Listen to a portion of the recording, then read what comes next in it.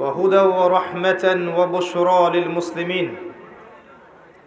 وقال رسول الله صلى الله عليه وسلم: خيركم من تعلم القرآن وعلمه. وقال عليه السلام: القرآن حجة لك أو عليك. وقال عليه السلام: إن الله يرفع بهذا الكتاب أقواما ويضع به الآخرين. رواه مسلم. رب اشرح لي صدري ويسر لي أمري واحلل عقدة من لساني يفقه قولي.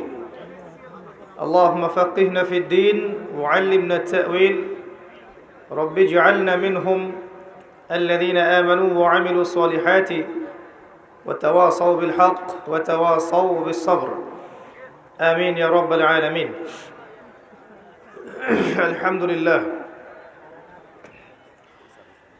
আলহামদুলিল্লাহ, যাবতীয় প্রশংসা এবং গুণগান একমাত্র মহিয়ান ও গরিয়ান আল্লাহ রাব্বুল আলামিনের জন্য,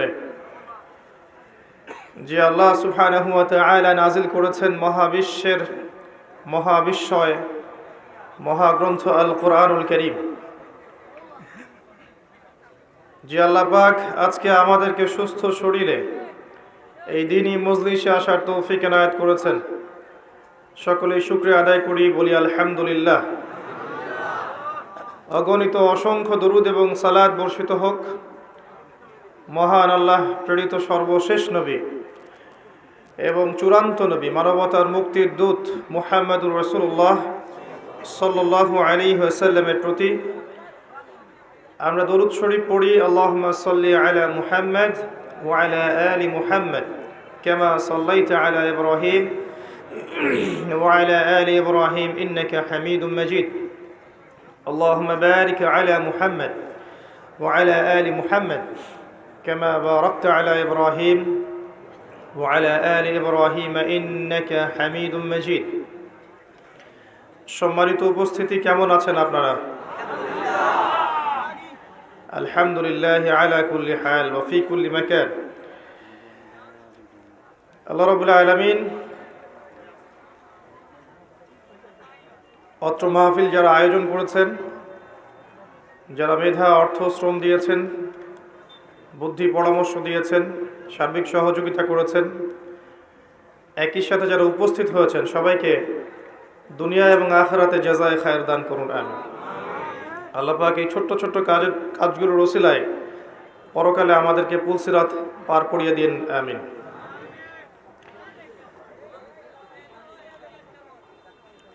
যারা পিছনে দাঁড়িয়ে আছেন, দাঁড়িয়ে থাকতে কষ্ট হলে আপনারা সামনে বসতে পারেন। আমার মনে হয় মাঝখানে অনেক জায়গা ফাঁকা আছে। যদি আপনারা একটু সামনে চলে আসেন তাহলে তারা কিন্তু বসতে পারবে ইনশাআল্লাহ। আমরা যতক্ষণ কথা বলবো এই সময়টুকু আল্লাহর জন্য ওয়াকফ করে দেই। ইনশাআল্লাহ প্রত্যেক সেকেন্ডের বিনিময়ে নেকি হবে। এই সময়টুকুতে আমরা মোবাইল ফোনগুলো নিয়ে ব্যস্ত থাকবো না, আপোষে কথাবার্তা বলবো না ইনশাআল্লাহ। সেলফি তোলা, ভিডিও করা, এগুলোতে ব্যস্ত থাকবো না ইনশাআল্লাহ। যত ব্যস্ত থাকবো আমাদের লেকচারের নূর এবং আপনাদের হৃদয়ের মধ্যে তাসিরটা কমে যাবে। আল্লাহ রাসূল সাল্লাল্লাহু আলাইহি ওয়াসাল্লাম বলেছেন, যখন কোনো কওম আল্লাহর কালাম শোনার জন্যে অর্থাৎ দিনের চর্চার জন্য একত্রিত হয়, ওই জায়গাটা আল্লাহর রহমতের ফেরেশতারা ঘিরে রাখেন এবং তাদের উপরে আল্লাহর পক্ষ থেকে আল্লাহর সাকিনা বা প্রশান্তি নাজিল হতে থাকে। একই সাথে আল্লাহ রাব্বুল আলামিনের কাছে যে ফেরেশতারা আছেন, তাদের কাছে আল্লাহ পাক এই বান্দাদেরকে নিয়ে গর্ব করতে থাকেন। বলেন সুবহানাল্লাহ। আল্লাহ পাক আমাদেরকে নিয়ে এখন গর্ব করছেন, কোনো সন্দেহ নাই। একটা হাদিসে পেয়েছিলাম, বান্দা যখন মনে মনে আল্লাহকে ডাকে, আল্লাহ মনে মনে ওই বান্দাকে স্মরণ করেন। আপনি রাতে শুয়ে আছেন,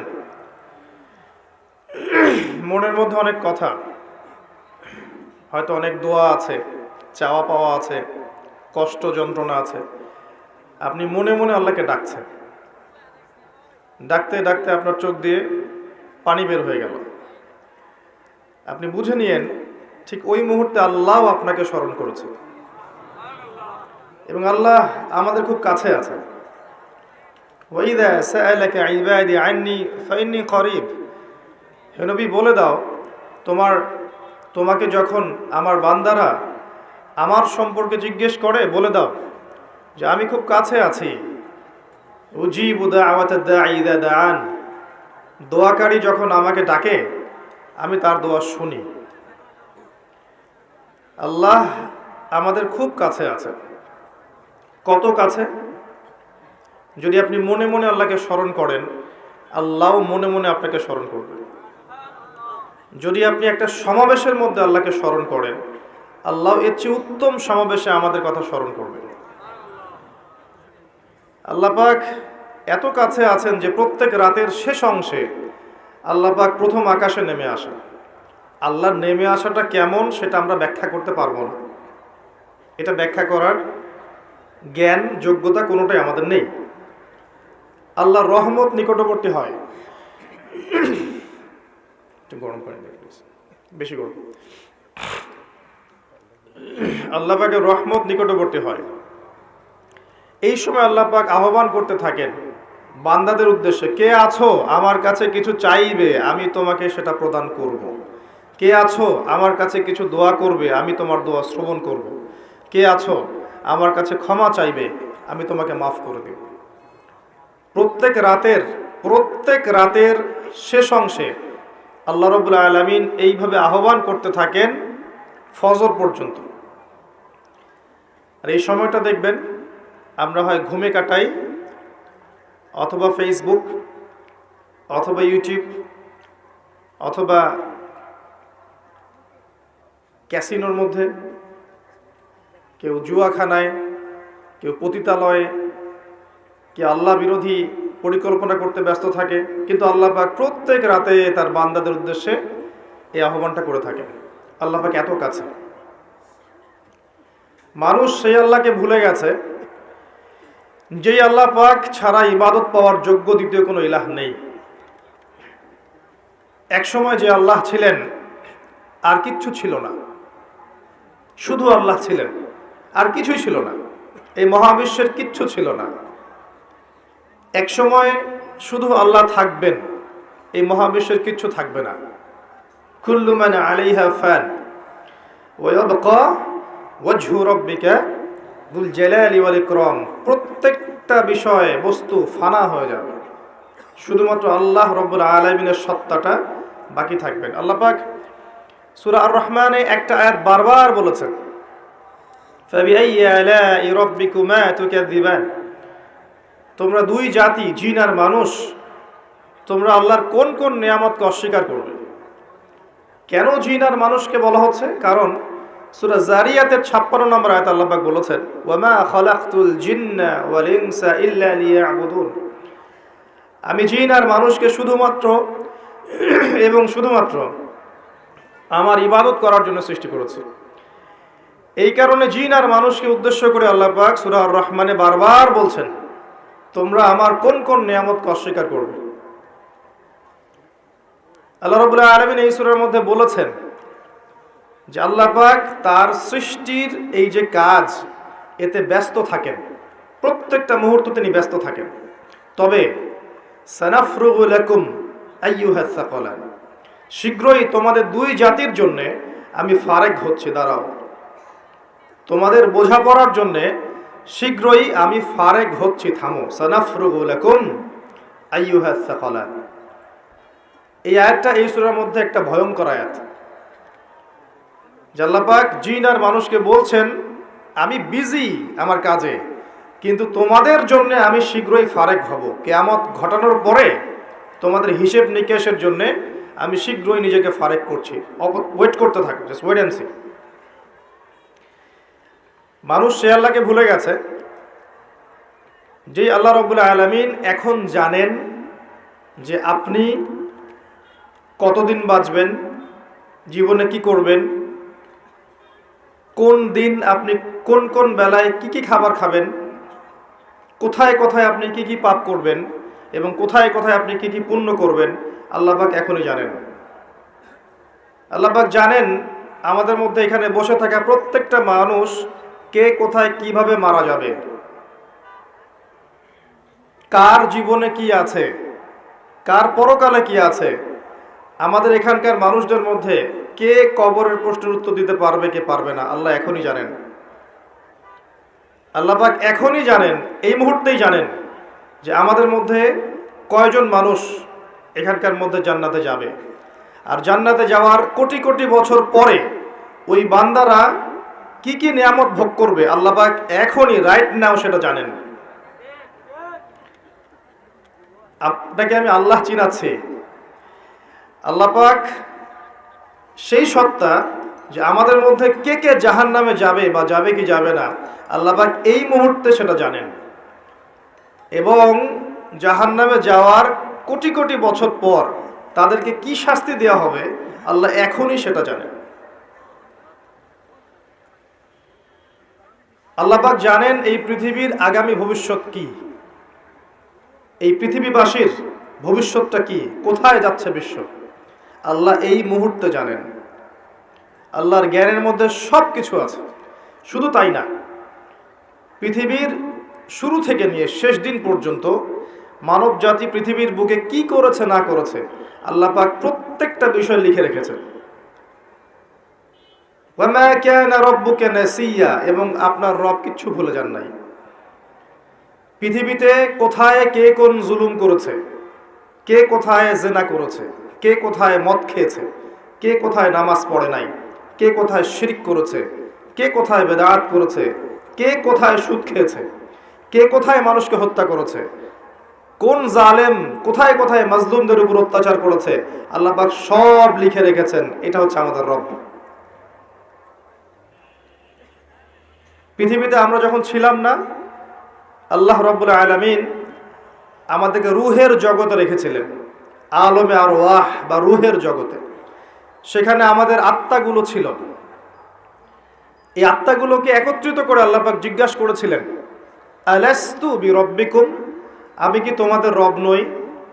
সবাই আমরা বলেছিলাম, আমরা যারা আছি এখন, জীবিত মৃত ভবিষ্যতে আসবে, আমরা সবাই এক বাক্যে বলেছিলাম, বালা, অবশ্যই আপনি আমাদের রব। আমাদের মনে পড়ে? মনে পড়ে না।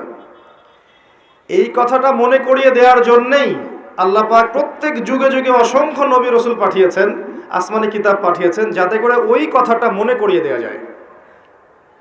কথা বুঝতে পারছেন?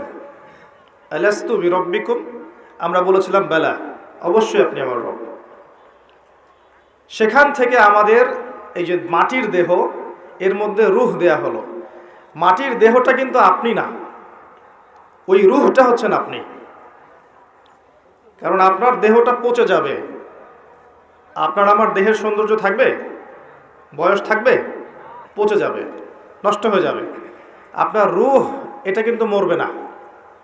ওই রূহের জগৎ থেকে রূহটা পাঠানো হয়েছে মায়ের গর্ভে। মায়ের গর্ভ থেকে এই যে দুনিয়ার জীবনে, দুনিয়ার জীবন থেকে হয় ইল্লিনে যাবে, না হলে সিজ্জিনে। তারপরে আবার রূহটাকে দেহে ফেরত দেওয়া হবে কিয়ামতের দিন। ওই রূহওয়ালা বডিটার হিসেব হবে এবং সে আত্মা হয়ে যাবে জান্নাতে, না হলে জাহান্নামে। আত্মা কি মরল? আত্মা একটা ভ্রমণ চক্র পার করলো। ইয়া আইয়াতুহান নাফসুল মুতমাইন্নাহ, আছে না? ইরজিই ইলা রাব্বিকি রাদিয়াতাম মারদিয়াহ, হে প্রশান্ত আত্মা, তোমার রবের দিকে ফিরে আসো, সন্তুষ্ট ভাজন হয়ে ফিরে আসো। ফাদখুলি ফি ইবাদি, আমার বান্দাদের অন্তর্ভুক্ত হয়ে যাও। ওয়াদখুলি জান্নাতি, জান্নাতীদের অন্তর্ভুক্ত হয়ে যাও। এই রূহ আর আত্মা এর ব্যাখ্যা কি সায়েন্স করতে পারবে? আমাদের এডুকেশন সিস্টেম ব্যাখ্যা করতে পারবে আত্মা কাকে বলে? ফিলোসফি সাবজেক্টের মধ্যে রূহ নিয়ে প্রচুর বই আছে, কেউ আজ পর্যন্ত কোনো কনক্লুশন বা উপসংহারে যেতে পারে নাই যে আসলেই জিনিসটা কি। এমনকি নবী সাল্লাল্লাহু আলাইহি ওয়াসাল্লামকে 3টা প্রশ্ন করা হয়েছিল, আসহাবুল কাহাফের কি হয়েছে, জুলকারনাইন বাদশার কি হয়েছে, আত্মা কাকে বলে। ইহুদিরা এই 3টা প্রশ্ন শিখিয়ে দিয়েছিল না, মনে আছে? ওই 3টা প্রশ্নের উত্তর দেওয়ার ঘটনা দিই তো সূরা কাহফ নাজিল হলো। এখানে আল্লাহ পাক রূহের সংজ্ঞা দিয়েছিলেন, সূরাতুল বনী ইসরাঈলের মধ্যে আছে, ইয়াসআলুনাকা আনির রূহ, তারা তোমাকে আত্মা সম্পর্কে জিজ্ঞেস করে। কুলির রূহু মিন আমরি রাব্বি, বলে দাও আত্মা হচ্ছে তোমার রবের একটা আদেশ মাত্র। আল্লাহর আদেশে এসেছে, আল্লাহর আদেশে চলে যাবে। কেউ দেখতে পারবে? পারবে না। সায়েন্স ব্যাখ্যা করতে পারবে? যুক্তি দর্শন এটা ব্যাখ্যা করতে পারবে? সায়েন্স কি স্বপ্নের ব্যাখ্যা দিতে পেরেছে এখন পর্যন্ত? স্বপ্ন কেন দেখে? একটা স্বপ্ন দেখলাম মনে করেন, এবং স্বপ্নটা সত্য হয়ে গেল, এর ব্যাখ্যা দিতে পারবে? কেন সত্য হলো? স্বপ্ন সত্য হয় না। এখন এক শ্রেণীর মানুষ আছে মনে করে স্বপ্ন বলতে কিছুই নাই, স্বপ্ন সত্য হতে পারে না, এবং স্বপ্ন নিয়ে কিন্তু ঠাট্টা মশকরা করে। কিন্তু দেখবেন মুমিন বান্দাদের স্বপ্ন সত্য হয়। ভালো স্বপ্ন আল্লাহর পক্ষ থেকে দেখানো হয়, সত্য হতে পারে। কোন কোন ক্ষেত্রে কাফেরের স্বপ্নও সত্য হতে পারে। এটা আবার কোথায় পেলেন? দলিল দিচ্ছি, সূরা ইউসুফ খোলেন। ইউসুফ আলাইহিস সালাম জেলখানায় আছেন, দুইজন কয়েদি, দুজনে অমুসলিম, এসে বলছেন আমি স্বপ্ন দেখেছি যে আমি মনিবকে কিছু পান করাচ্ছি, এবং আমি স্বপ্ন দেখেছি আমার মাথায় রুটি আছে, এখান থেকে কাক বা চিল এটা খেয়ে নিচ্ছে। ইউসুফ আলাইহিস সালাম বললেন, যার মাথা থেকে রুটি খেয়ে নেওয়া হচ্ছে একে শীঘ্রই শুলদণ্ড দেওয়া হবে। তাই হলো। আর যে পান করাচ্ছে একে মুক্ত করে দেওয়া হবে। ওই দুই ব্যক্তি কি মুসলিম ছিলেন? সত্য স্বপ্ন দেখেছেন আল্লাহর পক্ষ থেকে। নবুয়তের 46 ভাগের 1 ভাগ কিন্তু সত্য স্বপ্ন। তো শেষ জামানায় মুমিনরা বেশি বেশি সত্য স্বপ্ন দেখতে পারে, এবং এগুলো ফলতেও পারে। যদি প্রসঙ্গটা এসেই গেছে বলে দিচ্ছি আপনার কাছে, বেশিরভাগ স্বপ্নই অহেতুক চিন্তাবশত মানুষ দেখে থাকে। আর এক প্রকার স্বপ্ন মানুষ শয়তানের পক্ষ থেকে দেখে। আর এক প্রকার স্বপ্ন আছে যেটা আল্লাহর পক্ষ থেকে মানুষকে দেখানো হয়, সত্য স্বপ্ন। তা আমি রুহের কথা বলছিলাম, আমরা রুহের জগতে ছিলাম, সেখান থেকে এই রুহের চক্র ভ্রমণ করছে। এই ভ্রমণ চক্রের মধ্যে একটা সময় দেখেন আপনি, শুধু মায়ের গর্ভ থেকে নিয়ে এই যে পৃথিবীর জীবনটুকু, এটাই হচ্ছে আপনার আমার দুনিয়ার হায়াত। কিন্তু রুহের হায়াত নয়, আপনার আমার দুনিয়ার জীবনের হায়াত, রুহের হায়াত নয়। রুহ সৃষ্টি করা হয়েছে আরো অনেক আগে। আমার কথা বুঝতে পারছেন? আমি সহজ করব ইনশাআল্লাহ, আমাকে সহজ করতে বলা হয়েছে। রুহ সৃষ্টি হয়েছে, আল্লাহ সৃষ্টি করেছেন আরো অনেক আগে, সেটাকে পাঠিয়েছেন দুনিয়ায় মায়ের গর্ভে। এই মায়ের গর্ভ থেকে মৃত্যু পর্যন্ত এই 50, 60, 70, 80, 100 বছর জীবনটা, এটা আপনার দুনিয়ার হায়াত। এই দুনিয়ার হায়াতটাকে আল্লাহ বলেছেন শস্য ক্ষেত, কাজের জায়গা, ফলাফল গ্রহণের জায়গা নয়। মনে রাখবেন, এখানে রেজাল্ট পাওয়া যাবে না, এটা পরীক্ষার হল। এখানে রেজাল্ট দেওয়া হবে না। কে ভালো কে মন্দ, কে জয়লাভ করলো কে পরাজিত হলো, কে সত্য কে মিথ্যা, এটা এখানে প্রমাণ সবসময় নাও হতে পারে। এটা রেজাল্ট দেওয়ার জায়গা নয়। রেজাল্ট দেওয়ার জায়গা হচ্ছে পরে, কিয়ামতের মাঠে। এরপরে রূহটা চলে যাবে হয় ইল্লিনে। ইল্লিন কোথায়? উপরে, আর সিজ্জিন নিচে। ভালো মানুষ হলে আত্মা চলে যাবে ইল্লিনে, আর মন্দ হলে, কাফের, ফাসেক, জালেম, মুশরিক, মুনাফিক হলে আত্মা যাবে সিজ্জিনে। সূরা মুতাফফিফিন পড়ে দেখেন, এখানে সব লেখা আছে। তো ইল্লিন সিজ্জিনে আত্মাগুলো আযাব ভোগ করবে অথবা শান্তি পাবে। যদি ভালো মানুষ হয় ইল্লিনে শান্তি ভোগ করবে জান্নাতের, আর খারাপ মানুষ হলে সিজ্জিনে শাস্তি ভোগ করবে। এখানে শাস্তি ভোগ করছে আত্মা, দেহ নয়। দেহ কিন্তু নাই এখানে, আত্মা শাস্তি ভোগ করছে। আপনাকে বোঝাতে চাচ্ছি, আপনি যে বডিটা নিয়ে ঘুরছেন এই বডিটাই আপনি নন। আপনার ভিতর একটা রূহ আছে, এটা হচ্ছে আপনি। ওটা যদি আল্লাহর আনুগত্য করে, আপনার বডি অটোমেটিক আল্লাহর আনুগত্য করবে। যখন আপনার রূহের মধ্যে কলুষতা আসবে, আত্মার মধ্যে নোংরামি, কলুষতা, কুৎসিত চিন্তা ভাবনা, আকীদা, আমল দিয়ে ভরে যাবে, তখন দেহ আপনার রুহের আনুগত্য করবে না। এই রুহটাকে পবিত্র করার জন্যই আল্লাহ রাব্বুল আলামিন যুগ যুগে অসংখ্য নবী রাসূল পাঠিয়েছেন এবং তারা তাসকিয়া করেছেন, মানুষের আত্মশুদ্ধির কাজ করেছেন। আমি পরে আসছি কিভাবে আপনি আত্মশুদ্ধিতে যাবেন। এই যে হায়াতটুকু আপনাকে দেয়া হয়েছে, এটা কর্মের জীবন, পরবর্তীতে আপনি ফলাফল পাবেন ইল্লিনে বা সিজ্জিনে। তারপরে তাকে তোলা হবে কিয়ামতের মাঠে হিসাবের জন্য, যেখানে আরো 5টা প্রশ্ন করা হবে। কবরে 3টা, কিয়ামতের মাঠে 5টা। কবরে কয়টা? 3টা। কিয়ামতের মাঠে আরো 5টা। কবরে 3টা তো জানেন, মান রব্বুক, তোমার রব কে। দুনিয়াতে কেউ যদি আল্লাহর সাথে শিরিক করে থাকে, বিনা তওবায় মারা যায়, সে ব্যক্তি মান রব্বুক প্রশ্নের উত্তর দিতে পারবে না, ফুল স্টপ। মা দীনুক, তোমার দিন কি। পৃথিবীতে কেউ যদি দিন ইসলামকে পরিপূর্ণরূপে গ্রহণ না করে, হাসি ঠাট্টার ছলে গ্রহণ করে থাকে, সে কোশ্চিন কালেও এই প্রশ্নের উত্তর দিতে পারবে না, তোমার দিন কি, ফুল স্টপ। মান নবিয়ুক বা মান হাদার রাজুলু বুইসা ফিকুম, পৃথিবীতে কেউ যদি নবী সাল্লাল্লাহু আলাইহি ওয়াসাল্লামের সুন্নতের উপর না থাকে, অন্যের আদর্শ গ্রহণ করে তাকে বাদ দিয়ে, সে কোশ্চিন কালেও এই প্রশ্নের উত্তর দিতে পারবে না, ফুল স্টপ। যারা তাওহীদের উপর থাকবে তারা মান রব্বুক উত্তর দিতে পারবে। যারা দ্বীন ইসলামকে পরিপূর্ণরূপে গ্রহণ করবে তারা মা দীনুক উত্তর দিতে পারবে। যারা পৃথিবীতে শুধু নবী সাল্লাল্লাহু আলাইহি ওয়াসাল্লামের সুন্নাহর উপর চলবে, অন্য কাউকে আদর্শরূপে গ্রহণ করবে না, তারা মান নবিয়ুক উত্তর দিতে পারবে ইনশাআল্লাহ।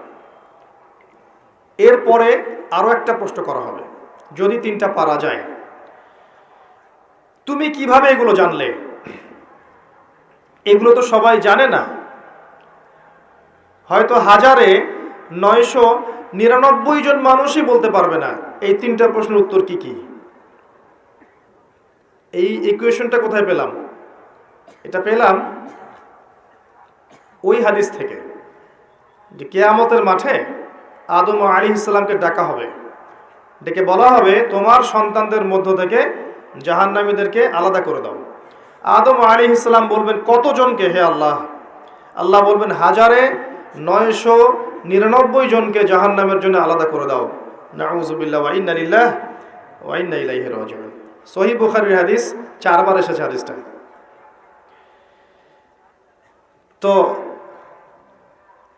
পার্সেন্টেজটা আপনি বোঝেন। বেশিরভাগ মানুষই কবরের প্রশ্নের উত্তর দিতে পারবে না। তার মানে বেশিরভাগ মানুষ এই দুনিয়ার জীবনে, উম্মতে মুহাম্মাদের এই দুনিয়ার জীবনে শিরিক করবে, দ্বীন ইসলামকে পরিপূর্ণরূপে গ্রহণ করবে না এবং নবীর আদর্শ ছেড়ে অন্য আদর্শ গ্রহণ করবে। এটা হবে এই উম্মতের ক্ষেত্রে, এটা হবে। এই 3টা হচ্ছে আপনার কবরের প্রশ্ন। প্রশ্ন ফাঁস করা আছে, উত্তর সবাই দিতে পারবে না। আমর ইবনে আস রাদিয়াল্লাহু আনহু, বিখ্যাত সাহাবী, যিনি একসময় কাফের ছিলেন, পরে মুসলিম হয়েছেন। খালিদ বিন ওয়ালিদ রাদিয়াল্লাহু আনহুর সাথে খুব ভালো সম্পর্ক ছিল তার। পরবর্তীতে ওমর রাদিয়াল্লাহু আনহুর যুগে তিনি মিশরের গভর্নর হয়েছিলেন। মৃত্যুর সময় তিনি বলছেন যে একটা সময় ছিল যখন আমরা জাহিলিয়াতের মধ্যে ছিলাম, আল্লাহ যদি তখন আমার মওত দিতেন তাহলে জাহান্নাম ছাড়া কোনো গতি ছিল না। এরপর আমি ইসলামের মধ্যে আসলাম এবং ভালো আমল করতে থাকলাম। এমন আমল করছিলাম যে ওই সময় যদি আল্লাহ আমার মওত দিতেন তাহলে আমি হয়তো জান্নাতের ব্যাপারে নিশ্চিত থাকতে পারতাম।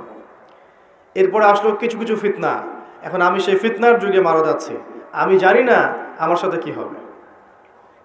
বিখ্যাত সাহাবী আমর ইবনে আস রাদিয়াল্লাহু আনহুর কথা এটা। তিনি তখন বললেন, আমার মৃত্যুর পরে তোমরা আমার কবরের পাশে বসে থেকো, তাড়াতাড়ি চলে যেও না। আমার কবরের পাশে বসে থেকো, তাড়াতাড়ি চলে যেও না। একটা উট জবাই করে গোশতগুলো বন্টন করতে যত সময় লাগে, এতটুকু সময় তোমরা বসে থেকো, যাতে আমি প্রশ্ন উত্তরের প্রিপারেশন নিতে পারি। বিখ্যাত সাহাবীর উক্তি। উসমান রাদিয়াল্লাহু তাআলা আনহু জান্নাত জাহান্নামের বর্ণনা শুনে কাঁদতেন না। যখন কবরের কথা আলোচনা হতো কবরস্থানে যেতেন, দরদর করে কাঁদতে থাকতেন। এরপর একটা সভ্যতা আসলো, আধুনিক সভ্যতা, যে সভ্যতা কবরস্থানকে লোকালিটি থেকে অনেক দূরে সরিয়ে দিল। সমাজ একটা, গ্রাম একটা, কবরস্থান অনেক দূরে। মানুষ মারা গেলে তাকে দূরে কবর দিতে যেতে হয়, তাই না? আর ওই যুগে এমন ছিল, কবরস্থান ছিল মসজিদের পাশে। এখনো দেখবেন নববী, মসজিদ নববীর পিছনে আছে না বাকিউল গারকাত, সাহাবীদের কবর। কারণ ছিল, যখন মানুষ এটা অতিক্রম করবে প্রতিদিন নামাজ পড়তে যাওয়ার সময় 5 বার করে, তার মধ্যে পরকালের ফিকির হবে, কবরের কথা চিন্তা থাকবে, কান্না আসবে, দুনিয়ার জীবন এর তুচ্ছতা সম্পর্কে আমাদের ধারণা আসবে। একটা দাজ্জালীয় সভ্যতা যখন আসলো, এই সভ্যতা কবরস্থানকে আস্তে আস্তে দূরে সরিয়ে দিল। এখন বছরে একটা দিনও আপনারা কবরস্থানে যান কিনা সন্দেহ আছে। তাই মৌতের কথা মানুষের স্মরণ হয় না। আর তারা চায় যে আমরা মৃত্যুকে ভুলে যাই, তারা চায় যে আমরা মৌতকে ভুলে যাই, দুনিয়ার ভোগ বিলাস নিয়ে ব্যস্ত থাকি। এতে করে ওদের উদ্দেশ্য সফল হবে এবং আমাদেরকে ডমিনেট করা ওদের জন্য সহজ হবে। এই যুগে যা যা হচ্ছে, এগুলো কোনোটাই এমনি এমনি হয়নি। প্রত্যেকটা ঘটনার পিছনে কোনো না কোনো বিষয় আছে। এটা বুঝতে হলে আপনার নূর লাগবে। আমি বারবার একটা কথা বলেছিলাম, নূর লাগবে। নবীজি বলেছেন সাল্লাল্লাহু আলাইহি ওয়াসাল্লাম, ফিতনাটা এত ভয়াবহ হবে, অন্ধকার রাতে কালো পাথরের উপর কালো পিঁপড়া নীরবে হেঁটে গেলে যেমন হয়, ফিতনার ব্যাপারটা তেমন হবে। এত ডিফিকাল্ট। এখন আপনার পিএইচডি করার প্রয়োজন নাই যে এই ফিতনা চিনতে হলে আপনার কি লাগবে। কি লাগবে বলেন? আলো, নূর। আলো থাকলে আপনি দেখতে পাচ্ছেন, এই তো। এই নূর ওই কলুষিত আত্মা অর্জন করতে পারবে না। দুনিয়া পূজারী আত্মা দুনিয়াতে এসে দুনিয়া নিয়ে ব্যস্ত হয়ে আছে, দুনিয়া পূজারী, দুনিয়ার টাকা পয়সা, ব্যাংক ব্যালেন্স, বাড়ি গাড়ি, ভোগবিলাস, জেনা, মদ, পর্নোগ্রাফি, সুদখোর, ঘুষখোর, দুর্নীতিবাজ, জুলুমবাজ, এদের হৃদয়ের মধ্যে ওই নূর কখনো আসবে না।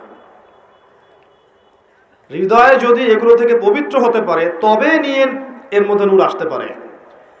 হৃদয়কে এগুলো থেকে পবিত্র করার পর মনের মধ্যে যে হিংসাগুলো আছে, গীবত, তোহমত, সমালোচনা, অহংকার, এগুলো সংস্কৃতিগুলো আছে, এগুলো ত্যাগ করার পরে যখন মানুষ কোরআন ধরবে, হাদিস পড়বে, নামাজি হবে, তাহাজ্জুদ গোজার হবে, সুন্নার পাবন্দ হবে, হালাল খাবে, আদর্শ পরিবার গড়বে, ইসলামিক সমাজ গড়বে, আত্মশুদ্ধি অর্জন করবে, বেশি বেশি তেলাওয়াত করবে, জিকির আজগার করবে, আল্লাহকে ডাকবে, আল্লাহর ধ্যান করবে, আল্লাহর জিকির করবে, তাসবিহ তাহলিল করবে, মৌতকে স্মরণ করবে, পরকালকে স্মরণ করবে, প্রত্যেকটা কাজ আল্লাহকে সন্তুষ্ট করার জন্য করবে, তখন দেখবেন এই কলবগুলোর মধ্যে কি আসবে? আল্লাহর নূর আসবে ইনশাআল্লাহ। তখন সে ফিতনা রিকগনাইজ করতে পারবে, চিনতে পারবে ইনশাআল্লাহ। তো এই রূহটা যদি নূর দিয়ে আলোকিত করতে না পারি, পরকালে কবরেও নূর পাবো না, হাসরের মাঠেও কখনো নূর আসবে না। একটা আয়াত বলছি, সূরা হাদীদে আল্লাহ পাক বলেছেন, ইয়াউমা তারাল মুমিনিনা ওয়াল মুমিনাত ইয়াসআ নূরুহুম বাইনা আইদিহিম ওয়া বিআইমানিহিম। হে নবী, কিয়ামতের মাঠে আপনি দেখবেন মুমিন পুরুষ, মুমিন নারীদের জন্য তাদের সামনে এবং ডান দিকে আল্লাহর পক্ষ থেকে আলো এবং নূর থাকবে। মুনাফিকরা বলবে যে আমাদেরকে নাকতাবিস মিন নূরিকুম, তোমাদের নূর থেকে কিছু আমাদেরকে দাও, আমরা তো পার হতে পারছি না পুলসিরাত। ওদেরকে বলা হবে কিলা রুজিউ ওয়ারাকুম ফালতামিসু নূরা, ফিরে যাও, পিছনে পিছনে ফিরে যাও। দুনিয়ার জীবন তোমাদেরকে প্রতারিত করেছিল, আজকে তোমাদের জন্য কোনো নূর নাই। আল্লাহ যাকে নূর দিবে না, ফামা লাহু মিন নূর, তার কোনো নূর থাকবে না। নূর নিয়ে এতগুলো কথা এই জন্য বলছি, আমি পরে আসছি টপিকে। এই যুগে যদি আপনি চলতে চান, ফিতনাগুলো চিনে আল্লাহর পথে চলতে চান, এগুলো থেকে দূরে থাকতে চান, আল্লাহর আনুগত্য করতে চান, রাসূলের আনুগত্য করতে চান, পরিস্থিতি বুঝে এগোতে চান, আপনার বাহ্যিক চোখ যথেষ্ট না, আপনার নূর দরকার কলবের মধ্যে। বাহ্যিক চোখ দিয়ে আপনি সব বুঝতে পারবেন না। বাহ্যিক চোখ দিয়ে আপনি দেখবেন বিশ্ব এগিয়ে যাচ্ছে, আর আল্লাহর নূর দিয়ে দেখলে আপনি বুঝতে পারবেন বিশ্ব এগিয়ে যাচ্ছে ঠিকই, তবে এটা তার ধ্বংসের দিকে এগিয়ে যাচ্ছে। দৃষ্টিভঙ্গির বিশাল পার্থক্য দেখবেন আপনি। তো এই যে সময়টা আল্লাহ দিয়েছেন, এই সময়টুকুতে যদি আমরা তাওহীদে থাকি, সুন্নতে থাকি, দিন পরিপূর্ণরূপে পালন করি, কবরের 3টা প্রশ্নের উত্তর দিতে পারবেন ইনশাআল্লাহ। এরপরে আপনাকে রাখা হবে ইল্লিনে, যেখানে আপনি জান্নাতের নিয়ামত ভোগ করবেন। আল্লাহর পরে যারা শহীদ, তাদের ব্যাপারে এসেছে যে তোমরা আল্লাহর পথের শহীদদেরকে নিহত বলো না, মৃত বলো না।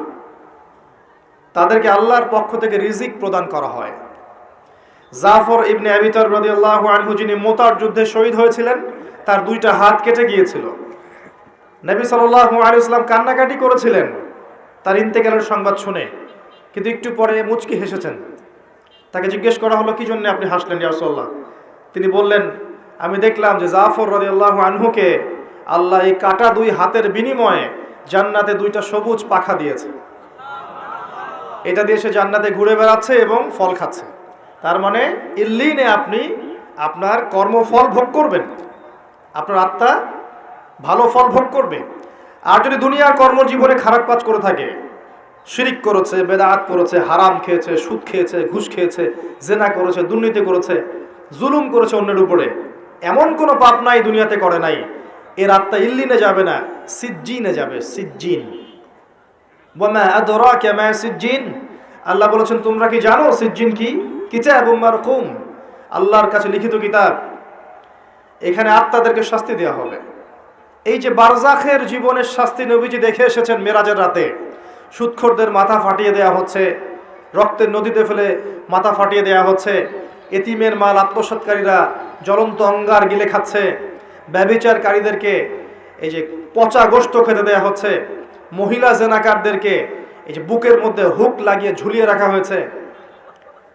এই যে শাস্তিগুলো তিনি দেখে এসেছেন, এগুলো কিন্তু ওই বারজাখের শাস্তি। এটা কিন্তু জাহান্নামের ওই কিয়ামতের মাঠের শাস্তি নয়, কিন্তু বারজাখী জীবনের শাস্তি। দেখেছেন জিহ্বা আগুনের কেচি দিয়ে কেটে দেওয়া হচ্ছে এক শ্রেণীর বক্তার, জানা অনুযায়ী আমল করতো না। এগুলো বারজাখের শাস্তি। তার মানে আত্মার কিন্তু আপনার মৃত্যু হচ্ছে না। এই দুনিয়ার জীবনটাই সব নয়, তাহলে মৃত্যু হয়ে গেলেই সব শেষ হয়ে যাবে না, বরং আপনার আত্মা বাকি থাকবে। আত্মা হয় ইল্লিনে যাবে, না হলে সিজ্জিনে। নিষ্কৃতি নাই কোনো, আমাদের কোনো নিষ্কৃতি নাই। আবু বকর সিদ্দিক রাদিয়াল্লাহু আনহু এই জন্য বলতেন, ইয়া লাইতানি লাউ কুনতু শাজারা, হায় আমার দুর্ভাগ্য যদি আমি এই গাছটা হয়ে যেতাম,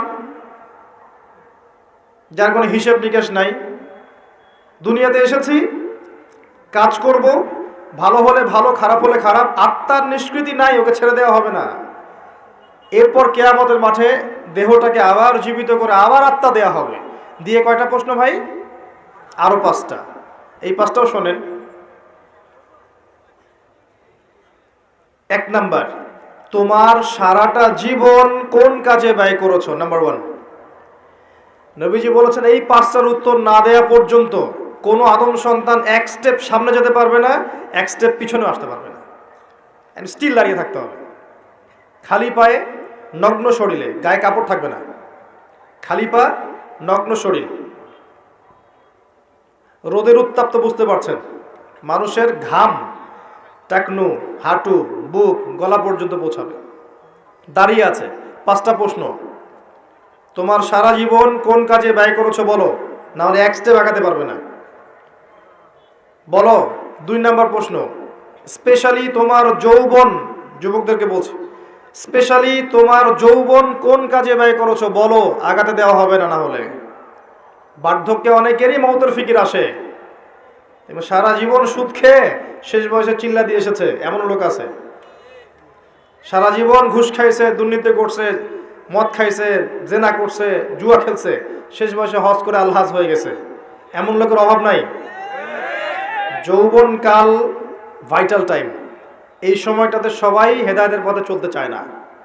রক্ত গরম থাকে, উচ্চাভিলাষ থাকে, পলিটিক্যাল পাওয়ার অ্যাচিভ করতে হবে, অথবা একটা ভালো নারী চাই, অথবা আমি বিভিন্ন মেয়েদের সাথে অ্যাফেয়ার করব আর ভোগ করব, অথবা পর্নোগ্রাফিতে আসক্ত হয়, অথবা মাদকাসক্ত হয়, খেলাধুলা করে সময় নষ্ট করছে, অথবা দেখবেন ব্যাংক ব্যালেন্স টাকা পয়সার পিছনে ছুটছে। মানে ওর যত ছোটাছুটি দেখবেন স্পেশালি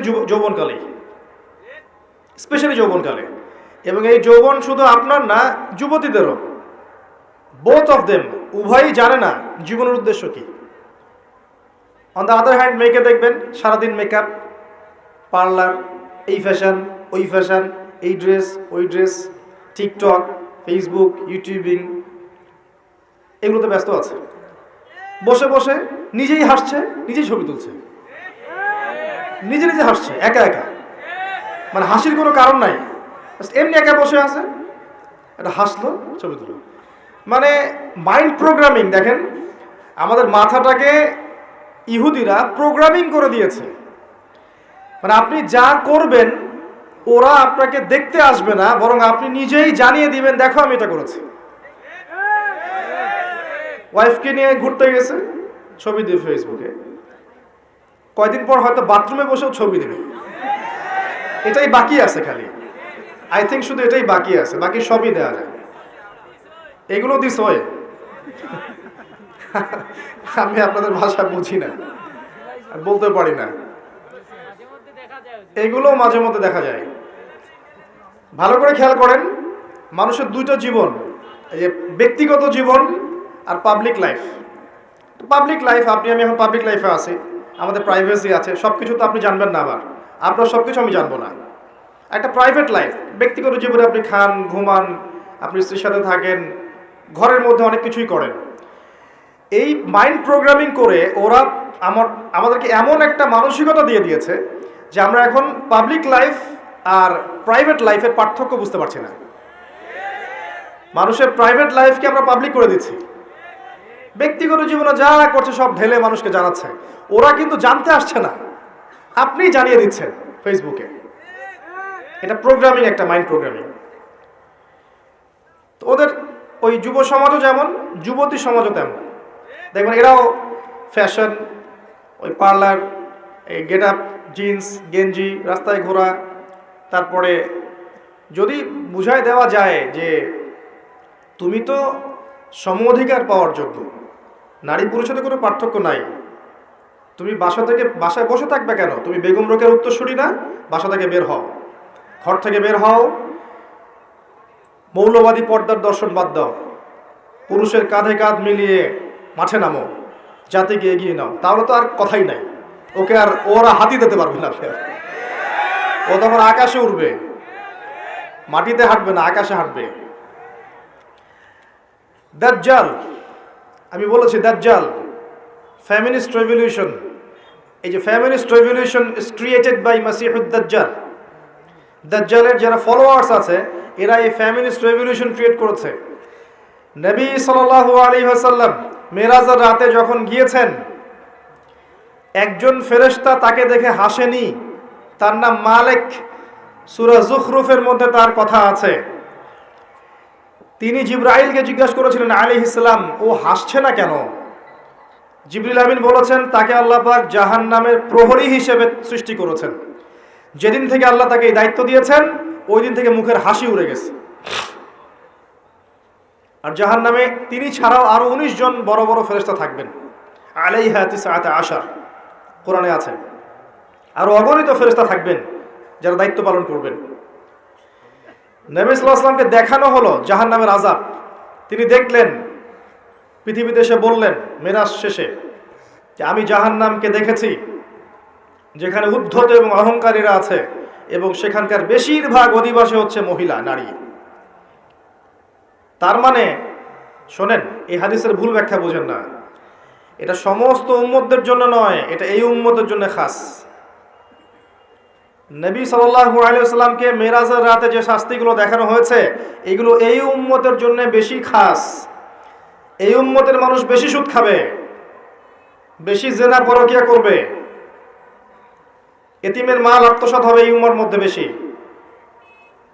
এই উম্মতের বক্তারা জানা অনুযায়ী আমল করবেন অনেকেই। এই উম্মতের নারীরা বেশিরভাগ জাহান্নামে যাবে। শেষ 100 বছরের দিকে তাকান, বেশিরভাগ অনুসারী যদি জাহান্নামে যায় মহিলা এই উম্মতের, তার মানে এই উম্মতের মহিলাদের সাথে শেষ জামানায় এমন কিছু হবে যার ফলে তারা আর দিনের পথে থাকতে পারবে না। শেষ জামানায় এমন কিছু ওদের সাথে হবে যার ফলে ওরা তাওহীদ, দ্বীনের জ্ঞান অর্জন, সুন্নত, পর্দা, হালাল এই বিষয়গুলো মেনে চলতে পারবে না, প্রতিবন্ধকতার শিকার হবে। আর সেই বিষয়টাই বলেছে আমি আমার ব্যাখ্যায়, এটা হচ্ছে ফ্যামিনিস্ট রেভলিউশন, নারীদের এই অবাধে বেলাল্লাপনা। এটা আজকে থেকে 100 বছর আগে ছিল না। আজকে থেকে 100-200 বছর আগের দিকে তাকিয়ে দেখেন, এরকম পশ্চিমা ধাঁচে সারা বিশ্বে মুসলিম কান্ট্রিগুলোতে মেয়েরা এইভাবে ঘুরে বেড়ায়নি কখনো। যারা নারীরা এখন পুরুষের আসন নিয়ে নিয়েছে, আর পুরুষ হয়ে গেছে নারী। পোশাক পরিবর্তন হয়ে গেছে, নারী পুরুষের পোশাক পরছে, মেয়ে নারীর পোশাক পরছে। দেধার সে ফ্রি মিক্সিং, যেখানে যাবেন ফ্রি মিক্সিং, মার্কেটে যান ফ্রি মিক্সিং, স্কুলে যান ফ্রি মিক্সিং। ফ্রি মিক্সিং বোঝেন তো? মানে আপনার পাশে বসে আছে গায়রে মাহরাম, আপনার মনে হবে সে আমার কলিগ। আপনার পাশে বসে আছে একটা গায়রে মাহরাম যার সামনে পর্দা করা ফরজ আল্লাহ করেছেন, আপনার কাছে মনে হবে সে আমার কাজিন, সে আমার সহপাঠী, সে আমার ফ্রেন্ড, সে আমার ভাইয়া, সে আমার টিচার। এটা মনে হবে। আল্লাহ ওদের সাথে পর্দা করা ফরজ করেছেন, কিন্তু ওই মেয়ের কাছে মনে হবে এই ব্যাপার। এটা ফ্রি মিক্সিং। স্কুলে ফ্রি মিক্সিং। স্কুলের ছেলেমেয়েরা এখন পর্ন দেখে। স্কুলের ছেলেমেয়েরা বসে বসে, ক্লাসে বসে বসে পর্ন দেখে। এটা সেকুলারদের মিডিয়া থেকে খবরগুলো বলছে, ইসলামিক মিডিয়া তো নাই আমাদের কাছে। সেকুলারদের মিডিয়া থেকে খবরগুলো বলছে, রিপোর্ট হয়েছে এগুলো নিয়ে অনেক, ইউটিউব ঘাটে। ক্লাসে বসে বসে ছেলে মেয়ে পর্ন দেখছে, স্কুলের ছেলেরা, স্কুলের মেয়েরা। আজকে থেকে 50 বছর আগে কল্পনা করতে পারতেন? আমরা করেছি এগুলা? আমরা তো বেশি বয়স না, আমরা করেছি।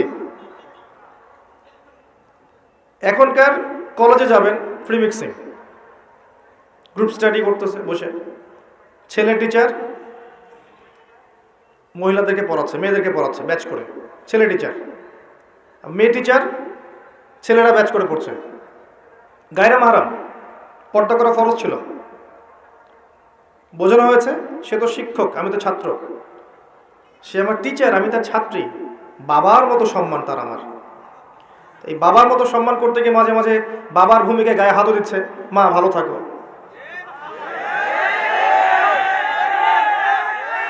আমি যা বলছি 100% হক কথা বলছি।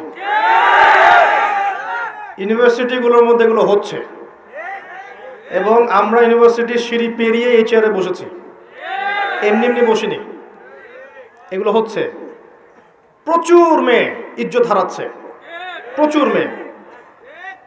এবং কোনো কোনো ক্ষেত্রে দেখা যায় মহিলা টিচারের সাথে ছেলেদেরও সম্পর্ক হয়ে গেছে, এমন হয়েছে। তাহলে এটা নিশ্চয়ই শিক্ষা ব্যবস্থার উন্নতি, অগ্রগতি, প্রগতি বলতে পারি না আমরা। তাহলে কি শিখালাম আমরা জাতিকে?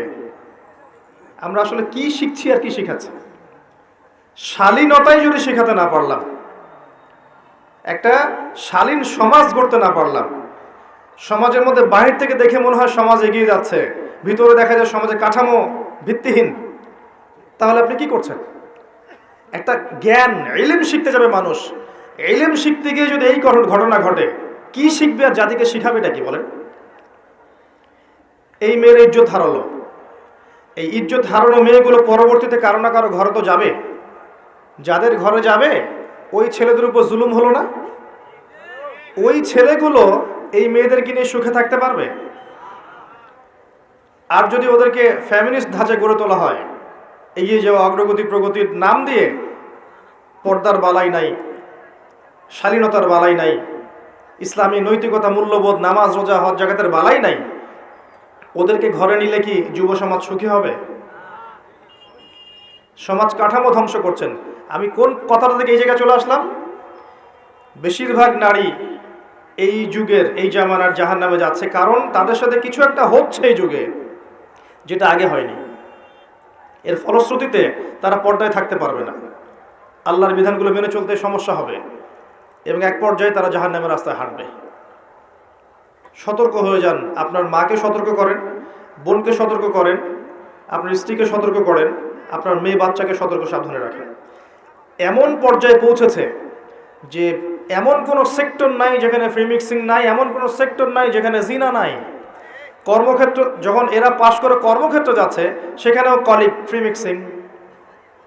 অফিসের বস মাশাআল্লাহ, তার কর্মচারী মেয়ে, কর্মচারী মহিলা, অ্যাফেয়ার হয়ে গেল, জিনা হয়ে গেল, কোনো কোনো ক্ষেত্রে ধর্ষণ হয়ে গেল।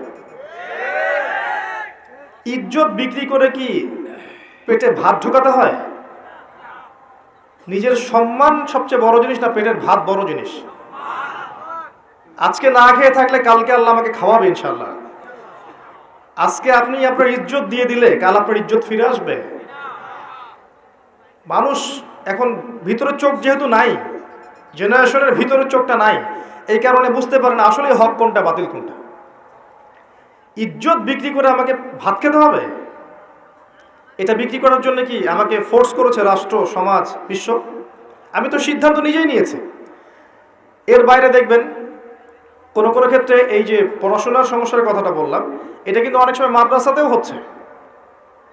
কোনো কোনো ক্ষেত্রে এই রিপোর্টও আমাদের কানে আসে যে মাদ্রাসাতেও এরকম ছাত্রী ধর্ষণের শিকার হয়েছে এবং কোনো কোনো ক্ষেত্রে এরকম ঘটনা ঘটেছে। এবং যখন যদিও ঘটনাগুলো কম, ওদের তুলনায় ঘটনা নিতান্তই কম, তারপরে মিডিয়া যখন হাইলাইট করবে তখন এটাকে বেশি হাইলাইট করবে। তবে এখানে 1% হওয়ার সুযোগ ছিল না। এখানে যেটা হচ্ছে সেটা নিঃসন্দেহে এই মানুষগুলোর তাকওয়ার কমতির কারণে হচ্ছে এবং ভুল সিস্টেমের কারণে হচ্ছে। মেয়েদের মাদ্রাসায় পুরুষের অনুপ্রবেশ দেওয়া যাবে না। প্রত্যেকটা টিচার, স্টাফ, এভরিবডি সেখানে মহিলা হতে হবে। আর ছেলেদের মাদ্রাসায় ওখানে আপনি মেয়ের অ্যাক্সেস দিতে পারবেন না। প্রত্যেকটা টিচার, স্টুডেন্ট সেখানে ছেলে হতে হবে। এই সিস্টেমে যখন স্কুল, কলেজ, মাদ্রাসা চলবে তখন জেনামুক্ত পরিবেশে আমাদের সন্তানরা পড়াশোনা করতে পারবে ইনশাআল্লাহ। পড়াশোনা করতেই যদি জেনা করতে হয় তো ওই জ্ঞান দিয়ে সে কীভাবে জাতিকে এগিয়ে নিবে বলেন তো? এরপরেও গিয়ে কর্মক্ষেত্রে জেনা করছে। আপনি যেখানে যাবেন সেখানে রেভলিউশন। ব্যাংকে যান, মেয়ে বসে আছে, বাজারে যান, মেয়ে বসে আছে, দোকানদারিতে মেয়ে বসে আছে, রাস্তাঘাটে হাঁটবেন, মেয়ে ঘুরে বেড়াচ্ছে সবখানে। আল্লাহ এবং তার রাসূল কখনো বলেননি যে মেয়েরা তাদের অধিকার পাবে না এবং তারা তাদের কর্মক্ষেত্রে স্বতন্ত্র স্বাধীন থাকবে না, এটা কখনো বলা হয়নি। আল্লাহ এবং তার রাসূল এতটুকু বলেছেন তারা তাদের ক্ষেত্রে স্বতন্ত্র স্বাধীন, ফ্রি মিক্সিং চলবে না। ফ্রি মিক্সিং মানে কি নারী পুরুষের অবাধ মেলামেশা চলবে না। তারা তাদের ক্ষেত্রে কাজ করবে, তাদের ক্ষেত্রে পড়াশোনা করবে, তাদের ক্ষেত্রে আর যা যা সেক্টর আছে করবে, সেখানে ছেলের অনুপ্রবেশ থাকবে না এবং সেটা হবে নিরাপত্তার সাথে, পর্দার সাথে। এটা কি আল্লাহর অপরাধ? তার রাসূলের অপরাধ? সমাজ কাঠামো কি আল্লাহ রাসূলের চেয়ে আমি বেশি বুঝি? যখন এই কাঠামোটা ভেঙে গেল তখন ফ্রি মিক্সিংয়ের মধ্য দিয়ে দিন দিন জেনা বাড়লো, ধর্ষণ বাড়লো, আপনার এই যে পরকীয়া বাড়লো। পরকীয়া তো বাড়বেই। এইগুলোর পরে আবার যখন বাসায় ফিরে যাবে, বাসায় দেখবেন বিভিন্ন টিভি চ্যানেল চলছে যেগুলোর ঘটনাগুলোর সাথে, সিরিয়ালের ঘটনাগুলোর সাথে বাস্তবতার আদৌ কোনো সম্পর্ক নেই। বাস্তবতা আলাদা জিনিস, ওই ঘটনা আলাদা জিনিস। ওখানে গিয়ে দেখবেন দুনিয়ার পশ্চিমা সভ্যতার এবং ভারতীয় সভ্যতার যত রকমের মিউজিক আছে, আপনার মুভিজ আছে, সিরিয়াল আছে, এগুলো দেখতে ব্যস্ত হয়ে গেল, রিমোট নিয়ে বসে আছে। ভাবখানা এমন যে বাঘের কাছ থেকে আপনি খাবার কেড়ে নিতে পারবেন, বাসার মা বোনদের কাছ থেকে রিমোট কেড়ে নিতে পারবেন না। দেখতেই থাকবে 11টা 12টা বেজে যাচ্ছে। স্বামী ভাত চাইলে সেটা পরে, আগে শেষ করি, এটাই লাস্ট, এটা দেখে যাবো ভাত দিতে। এক পর্যায়ে এটা দিয়ে কি হচ্ছে, এটা দিয়েও মাইন্ড প্রোগ্রামিং হচ্ছে। ওই অবাস্তব জগৎটাকে তখন বাস্তব বলে মনে হবে। ওখানে সে পরপুরুষকে দেখছে, ওদের সংস্কৃতি শিখছে, ওদের গেট আপ দেখছে, ওদের ড্রেসগুলো বানানোর চেষ্টা করছে, ওদের আদর্শ সে নিজের মধ্যে লালন করছে, আবার মুখে সাক্ষীও দেয় যে আমি একজন মুসলিম। এই আদর্শগুলো যখন লালন করে আবার পরিবারে ফিরে আসবে তখন তো ফাসাদ হবেই, কারণ বাস্তবতা এটা তো আলাদা জিনিস। বাস্তবে আমি একজন মুসলিম, বাস্তবে আমি একজন তাওহীদপন্থী, বাস্তবে আমি সুন্নাহ মেনে চলবো, বাস্তবে আমার নেতা মুহাম্মদ সাল্লাল্লাহু আলাইহি ওয়াসাল্লাম, বাস্তবে আমার ধর্ম ইসলাম, যেগুলোর সাথে এগুলোর কোনো সম্পর্ক নাই, তখন তো ফিকশন হবেই। আর এই পরিবারগুলোর মধ্যে যখন দেখবেন সন্তান গড়ে উঠছে, মাশাআল্লাহ সন্তানও হবে পিতামাতার মতোই, সুবহানাল্লাহ। এই হচ্ছে বাস্তবতা। তো এই নারীদের এই অবাধ বেহায়াপনার কারণেই শেষ জামানায় বেশি বেশি নারী জাহান্নামের পথে হাঁটবে। এই নারী আপনার ঘরে আছে, আমার ঘরে আছে, আগামী প্রজন্মতেও আসবে। যারা আছে ওদের ব্যাপারে সতর্ক হয়ে যান, যারা আসছে তাদের ব্যাপারে সতর্ক হয়ে যান। মেয়েকে ছোট্টবেলা থেকে তারবিয়ত দিয়ে বড় করেন। আয়েশা রাদিয়াল্লাহু আনহার মতো বানান, খাদিজা রাদিয়াল্লাহু আনহার মতো বানান, ফাতেমাতুল কুবরার মতো বানান, খাদিজা রাদিয়াল্লাহু আনহার মতো বানান, মারিয়াম আলাইহিস সালামের মতো বানান, হাজারা আলাইহিস সালামের মতো বানান। এমন করেন যেন আপনার মেয়েটা যার ঘরে যাবে সেই ঘরটা যেন জান্নাতের টুকরা হয়ে যায়, এবং আপনার মেয়ের গর্ভ থেকে যে সন্তানগুলো হবে এই সন্তানগুলো আগামীতে যেন উম্মার মুজাহিদ হতে পারে, এমন করে আপনার মেয়েকে বড় করেন। সকালে এখানে লেকচার দিয়েছিলাম, মনে হয় সকালে বলেছিলাম যে ওই যে ইসমাইল আলাইহিস সালাম যাকে বলা হচ্ছে তোমাকে জবাই করব, মনে আছে? তিনি বলেছেন কি, সাতাজিদুনি ইনশাআল্লাহু মিনাস সাবিরিন ইফআল মা তুমার। বাবা আপনাকে যে আদেশ করেছেন আল্লাহ আপনি তাই করেন, আমাকে ধৈর্যশীল পাবেন ইনশাআল্লাহ। বয়স আমার চেয়ে মিনিমাম 15 বছর কম হবে তার। এই বয়সের একটা বাচ্চাই কথা বলছে। আমার বলার পয়েন্ট হচ্ছে এই বাচ্চাটাকে তার মা মানুষ করেছে, তার বাবা মানুষ করেনি। ইসমাইল আলাইহিস সালামকে গড়ে তুলেছেন তার মা, তার বাবা নন। যদি আপনি ইসমাইল আলাইহিস সালামের মায়ের মতো মেয়ে, বোন, স্ত্রী পান বা তৈরি করতে পারেন, তখন গিয়ে আপনি দেখবেন ইসমাইলের মতো সন্তান হবে ইনশাআল্লাহ। তার আগ পর্যন্ত সম্ভব না।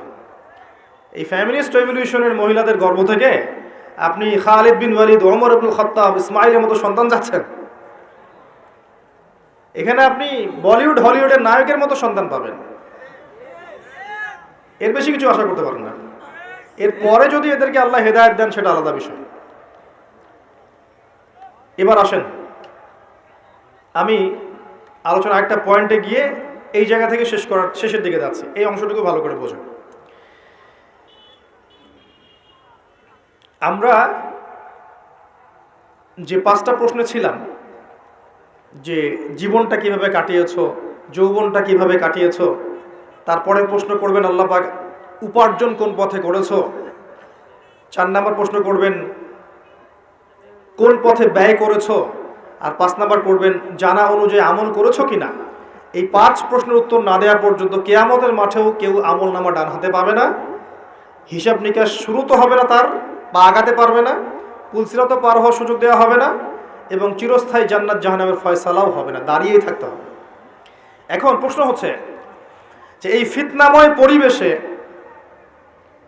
কিভাবে আমরা এমনভাবে চলতে পারি যার ফলশ্রুতিতে আমরা ওই প্রশ্নগুলোর উত্তর দিতে পারবো। এটাই সবচেয়ে বড় চ্যালেঞ্জ, তাই না? সবচেয়ে বড় চ্যালেঞ্জ এখন এটাই। কারণ আমরা আজকে শিখে ফেলেছি অলরেডি যে আপনার আমার আত্মা মরবে না। আমরা শিখে ফেলেছি অলরেডি যে আমাদেরকে দুনিয়ার জীবনটা দেওয়া হয়েছে পরীক্ষা করার জন্য। আমরা শিখেছি এরপরে আমাদের জন্য চিরস্থায়ী জীবন আসছে, এই জীবনটা শেষ নয়, মৌত সব কিছু শেষ নয়। আমরা এটাও জেনেছি যে এই 3টা আর 5টা 8টা প্রশ্নের উত্তর আপনাকে আমাকে সবাইকে ফেস করতে হবে, কেউ বাদ যাবে না।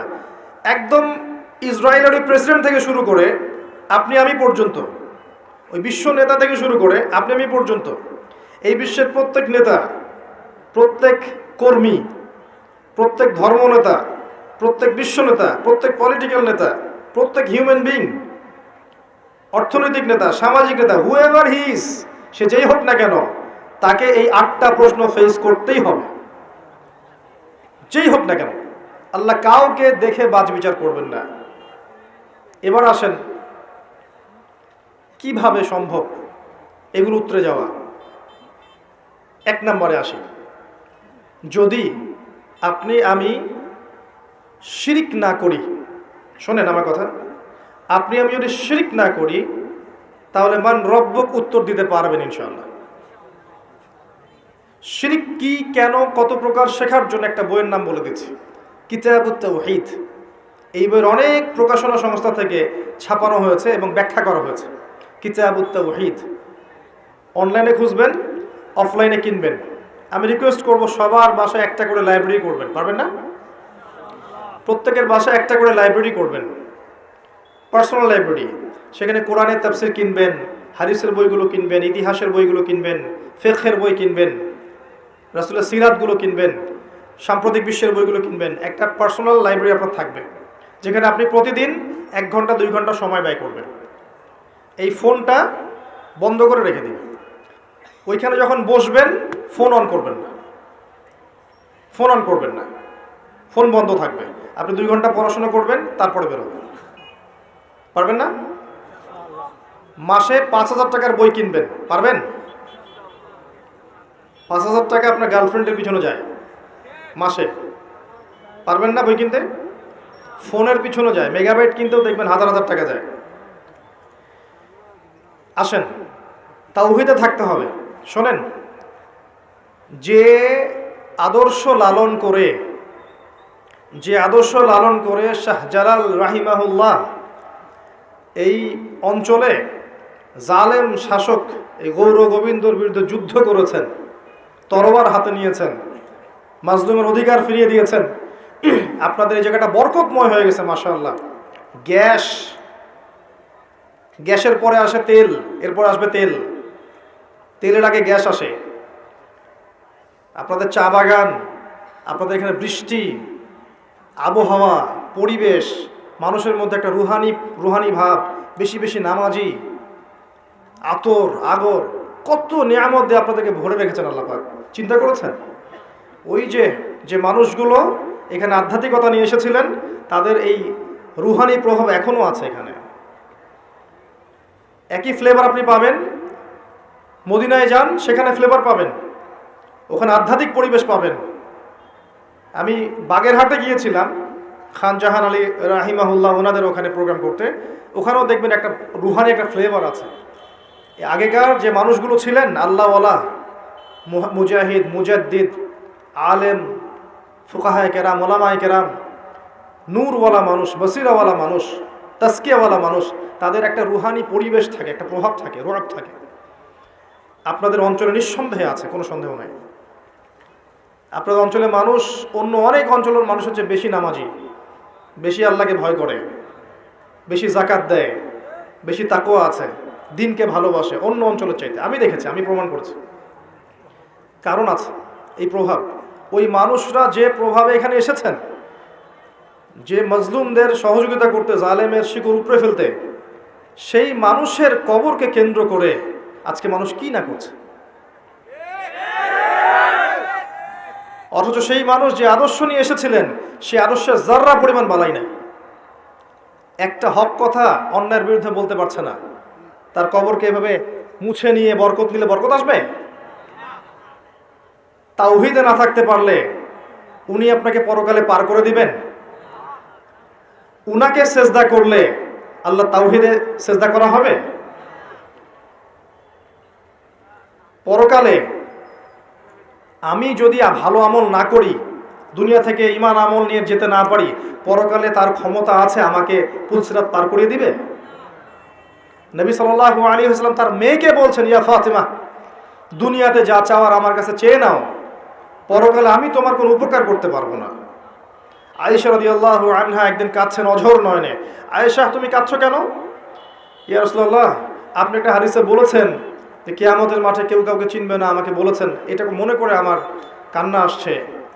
আসলে কি কেউ কাউকে চিনবে না? নবীজি বললেন, কয়েকটা জায়গা আছে আয়েশা, যখন আমি তোমার কথা মনে রাখতে পারবো না, আমি তোমার স্বামী তোমার কথা মনে রাখতে পারবো না। যখন আমল নামা ছুড়ে দেওয়া হবে, মানুষ খালি ইয়া নাফসি ইয়া নাফসি বলবে, যে আমল নামা কোন দিক দিয়ে আসে। যখন পুলসিরাত মানুষ পার হবে, সবাই ইয়া নাফসি বলে, আমার কি হবে, আমার কি হবে, কেউ কারো কথা মনে রাখবে না। সত্যিকার অর্থে যদি আমরা আমাদের ওলামায়ে কেরাম, আউলিয়া, তাদের যদি সম্মান করতে, যে তাদের আদর্শ ছিল তাওহীদ, সুন্নত, অন্যায়ের প্রতিবাদ করা, মজলুমের সাহায্য করা, আধ্যাত্মিকত্ব অর্জন করা, তাসকিয়া অর্জন করা, সমাজ সংস্কার করা, এগুলো তাদের আদর্শ। ওই আদর্শগুলো লালন না করে শুধু তাদের কবরে এভাবে মুছে গালে মাখলেই বরকত পাওয়া যাবে? আমরা আশা করব যদি কেউ এগুলোর সাথে সম্পৃক্ত থেকে থাকেন, ছেড়ে দেন, তাদের আদর্শ লালন করেন, তাওহীদ শেখেন। আল্লাহই সব, আল্লাহই খাওয়ান, আল্লাহই পরান, আল্লাহই বাঁচান, আল্লাহই মারেন। আল্লাহই ইবাদত পাওয়ার যোগ্য, তিনি সেজদা পাওয়ার যোগ্য, তিনি দোয়া পাওয়ার যোগ্য। তার জন্যই কোরবানি, তার জন্যই নজর মানো, তার জন্য সবকিছু। মধ্যস্থতা করতে গেলে শিরক হয়ে যাবে। শিরক হয়ে গেলেই মান রব্বকে উত্তর দিতে পারবেন না। মাদিনুকায় আসেন, ইসলামকে পরিপূর্ণরূপে গ্রহণ করতে হবে। কিছু অংশ মানি, কিছু অংশ মানি না, এমন গ্রহণ করলে ইসলাম টিকবে না। নামাজি, ব্যক্তিগত জীবনে পাক্কা নামাজি, মাশাআল্লাহ। অর্থনৈতিক জীবনে পাক্কা সুদখোর, চলবে না। ইসলামকে পরিপূর্ণরূপে মানতে হবে। ব্যক্তিগত জীবনে পাক্কা নামাজি, কপালে সেজদার দাগ আছে, অর্থনৈতিক জীবনে গিয়ে দেখবেন পাক্কা সুদখোর, চলবে না। ব্যক্তিগত জীবনে দান সদকা করছে মাশাআল্লাহ বেশি বেশি, দেখবেন ফরজ যাকাতই দিচ্ছে না। মাশাআল্লাহ তাহাজ্জুদ পড়ছে, মেয়ে বেপর্দায় রাস্তায় ঘুরছে। দেখবেন তাসবিহ তাহলিল করছে, চিল্লা দিয়ে বেড়াচ্ছে, বা আর অন্য কাজ করছে দিনের, পরিবারের কাঠামো ইসলাম নাই। দেখবেন এগুলো হচ্ছে। বেশি বেশি তেলাওয়াত করছে মাশাআল্লাহ, এদিকে দেখবেন গীবত, তহমত, অহংকার, হিংসা দিয়ে ভর্তি মধ্যে। ইসলাম আংশিকতার নাম নয়, পরিপূর্ণ একটা জীবন ব্যবস্থার নাম। আমরা ইবাদত করব, সেখানেও মুসলিম। সামাজিক জীব যখন, সেখানেও তো আমরা মুসলিম। সেখানে সামাজিকতাও নবীর সুন্নাহ মতো চলতে হবে। অর্থনীতি চালাবো, সেখানেও মুসলিম। সেখানেও অর্থনীতির ক্ষেত্রে আল্লাহর দেওয়া অর্থনীতি গ্রহণ করতে হবে।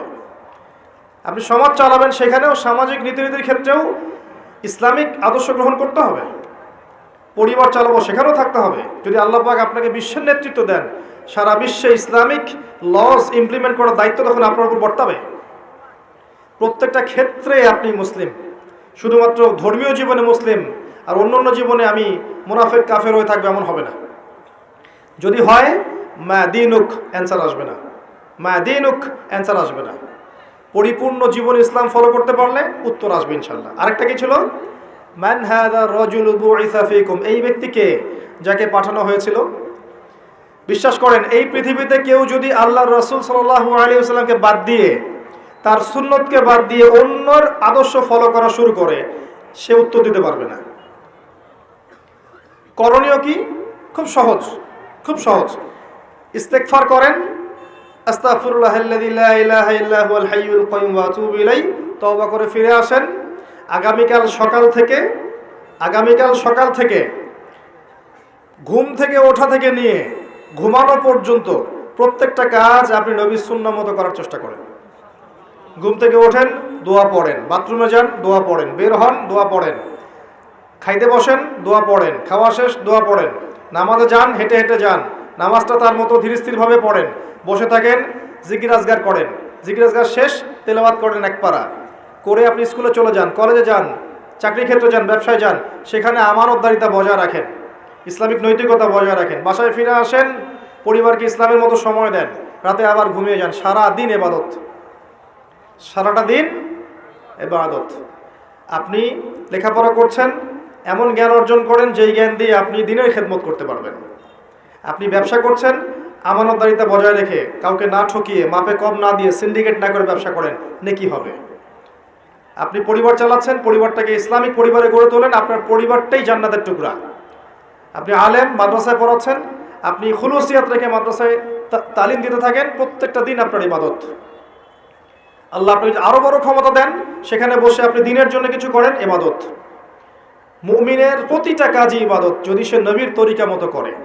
যদি করে তবেই উত্তর দিতে পারবে, হ্যাঁ ওই ব্যক্তি হচ্ছেন মুহাম্মদ সাল্লাল্লাহু আলাইহি ওয়াসাল্লাম। তার আগ পর্যন্ত পারবে না। যদি অন্যের আদর্শ গ্রহণ করে কি হবে শোনেন। যদি অন্যের আদর্শ গ্রহণ করে, তাহলে আল্লাহ পাক বলেছেন সূরা ফুরকানের মধ্যে, ইয়াউমা ইয়া'আদু যালিমু আলা ইয়াদাইহি, জালেমরা ওই দিন তাদের হাত এভাবে কামড় দিবে, হাত কামড় দিতে থাকবে এবং বলবে, ইয়া লাইতানি ইত্তাখাযতু মা'আর রাসূলি সাবিলা, হায় আমি যদি রাসূলের সাবিল বা পথ গ্রহণ করতাম কতই না ভালো হতো। ইয়া ওয়াইলাতা লাইতানি, হায় আমার দুর্ভাগ্য, লামাত্তাখিয ফুলালান খলিলা, আমি যদি ওকে বন্ধুরূপে গ্রহণ না করতাম। আজকে যদি আমাদের আদর্শ হয় পশ্চিমারা, আজকে যদি আমাদের আদর্শ হয় পশ্চিমার কোনো নেতা, তাদের কোনো অ্যাসোসিয়েশন, তাদের কোনো সংগঠন, বা জিউজরা বা মোশরেকরা বা বুদ্ধিস্টরা বা খ্রিস্টানরা, কোশ্চিন কালেও সে মান্নাবিও উত্তর দিতে পারবে না। আজকে যদি আমরা তাদের সংস্কৃতি ফলো করি, তাদের ইকোনমি ফলো করি, তাদের পলিটিক্স ফলো করি, তাদের এই ফিলোসফিগুলো ফলো করে চলি, তাদের আদর্শ ফলো করে চলি, আমরা কোশ্চেনকে উত্তর দিতে পারবো না যে উনি হচ্ছেন নবী মুহাম্মদ সাল্লাল্লাহু আলাইহি ওয়াসাল্লাম।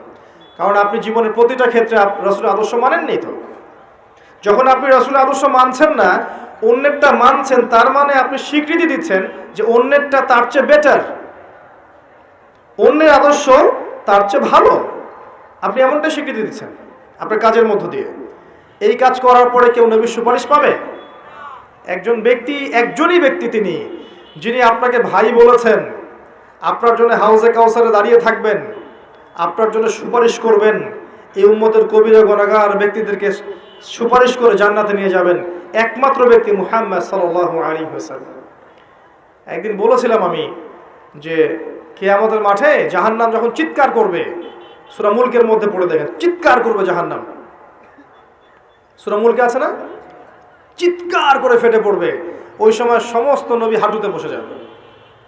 আদম আলাইহিস সালাম হাঁটুতে বসে ইয়া নফসি, নবী মুসা, নবী ঈসা, নবী দাউদ, সুলাইমান, ইসমাঈল, ইসহাক, যত নবী আছেন সবাই হাঁটুর ঘরে বসে যাবেন। ইয়া নফসি, হে আল্লাহ আমাকে বাঁচাও, হে আল্লাহ আমাকে বাঁচাও। শুধু একজন নবী মুহাম্মদ সাল্লাল্লাহু আলাইহি ওয়াসাল্লাম, তিনি সিজদায় পড়ে বলবেন ইয়া উম্মতি, ইয়া উম্মতি, হে আল্লাহ আমার উম্মতকে বাঁচাও, আমার উম্মতকে বাঁচাও। সেই নবীর আদর্শ বাদ দিয়ে যদি আমি অন্যের আদর্শ ফলো করি, কবরে এই প্রশ্নের উত্তর দিতে পারবে? কখনো সম্ভব না। এজন্যই শোনেন, এজন্যই আমাদের নবী নিজেই এই উম্মতের বিরুদ্ধে একটা অভিযোগ করবেন। সূরা ফুরকানের মধ্যেই আছে, রব্বি ইন্না কওমি ইত্তাখাযু হাযাল কুরআনা মাহজুরা। তাকে বলা হবে, হে মুহাম্মদ তোমার উম্মতের এই অবস্থা কেন হলো? তিনি বলবেন, হে আমার আল্লাহ, হে আমার রব, আমার কওম আমার রেখে যাওয়া কোরআনকে পরিত্যাগ করেছিল। আমরা তাই করেছি না? বাসায় বাসায় কোরআন আছে, খুলে দেখে কেউ? হ্যাঁ, 40-এর দিন দেখে, কুলখানির দিন দেখে, বছর কির দিন দেখে, তাই না? সারা বছর পড়ে থাকে। খুব কম মানুষই কোরআন পড়তে জানে, জানেন? এই উম্মতের এখন খুব কম মানুষই কোরআন পড়তে জানে। এমন অনেক যুব সমাজ আছে এই উম্মত মুহাম্মাদের, কোরআনটা চোখেও দেখেনি কখনো। খুব কম মানুষ এই উম্মতের কোরআনের অর্থ বোঝে। অনেক হাফেজে কোরআনও আছে যারা কোরআনের অর্থ বোঝে না। খুব কম প্রতিষ্ঠান আছে যেখানে কোরআন বাধ্যতামূলক পড়ানো হয়, 1% 2% হবে না, যেখানে কোরআন বাধ্যতামূলক পড়ানো হয়। এরপরে আলাদা করে মাদ্রাসা খুলতে হয়েছে যেখানে কোরআন পড়ানো হয়। এই উম্মত কোরআনকে পরিত্যাগ করেনি? করেছে। কোরআনের বিধিবিধানগুলো পরিত্যাগ করেনি? খুব কম মানুষ আছে এই উম্মতের 5 ওয়াক্ত নামাজ পড়ে, খুব কম মানুষ এই উম্মতের যাকাত দেয়, খুবই কম মানুষ এই উম্মতের আছে যারা হালাল খায়, জেনা থেকে দূরে আছে, মাদক থেকে দূরে আছে, কমই মানুষ আছে। এই জন্যই নবীজি বলেছেন সাল্লাল্লাহু আলাইহি ওয়াসাল্লাম, 73টা দল হবে উম্মতের, একটা জান্নাতে যাবে, বাকি 72টা জাহান্নামে যাবে। এই জন্যই 1999 জন মানুষ জাহান্নামে যাবে। সতর্ক হয়ে যান, আমরা কোরআনকে যেন পরিত্যাগ না করি। এই 3টার উত্তর কি হলো? তাওহীদে থাকবেন, ইনশাল্লাহ উত্তর দিতে পারবেন। 2 নাম্বার, দিনকে পরিপূর্ণরূপে পালন করবেন, ইনশাল্লাহ উত্তর দিতে পারবো। 3 নাম্বার, নবীর আদর্শ মেনে চলবেন, ইনশাল্লাহ উত্তর দিতে পারবেন। তারপরের 5-এ যান, এখানে গিয়ে আপনাকে করা হবে সারা জীবন কিভাবে কাটিয়েছো, ওই যে উত্তর দিলাম। প্রত্যেকটা দিন যদি আপনি নবী সাল্লাল্লাহু আলাইহি ওয়াসাল্লামের সুন্নাহ মতো চলতে পারেন, সকাল থেকে সন্ধ্যা পর্যন্ত, এটা যদি ধরে রাখতে পারেন মাসের পর মাস, বছরের পর বছর, আপনার সারা জীবনই তো ইবাদত, তাই না? তখন সহজ হবে, হে আল্লাহ আমি সারা জীবন তোমার নবীর আদর্শে চলেছি। সহজ। যৌবন কোন কাজে ব্যয় করেছো?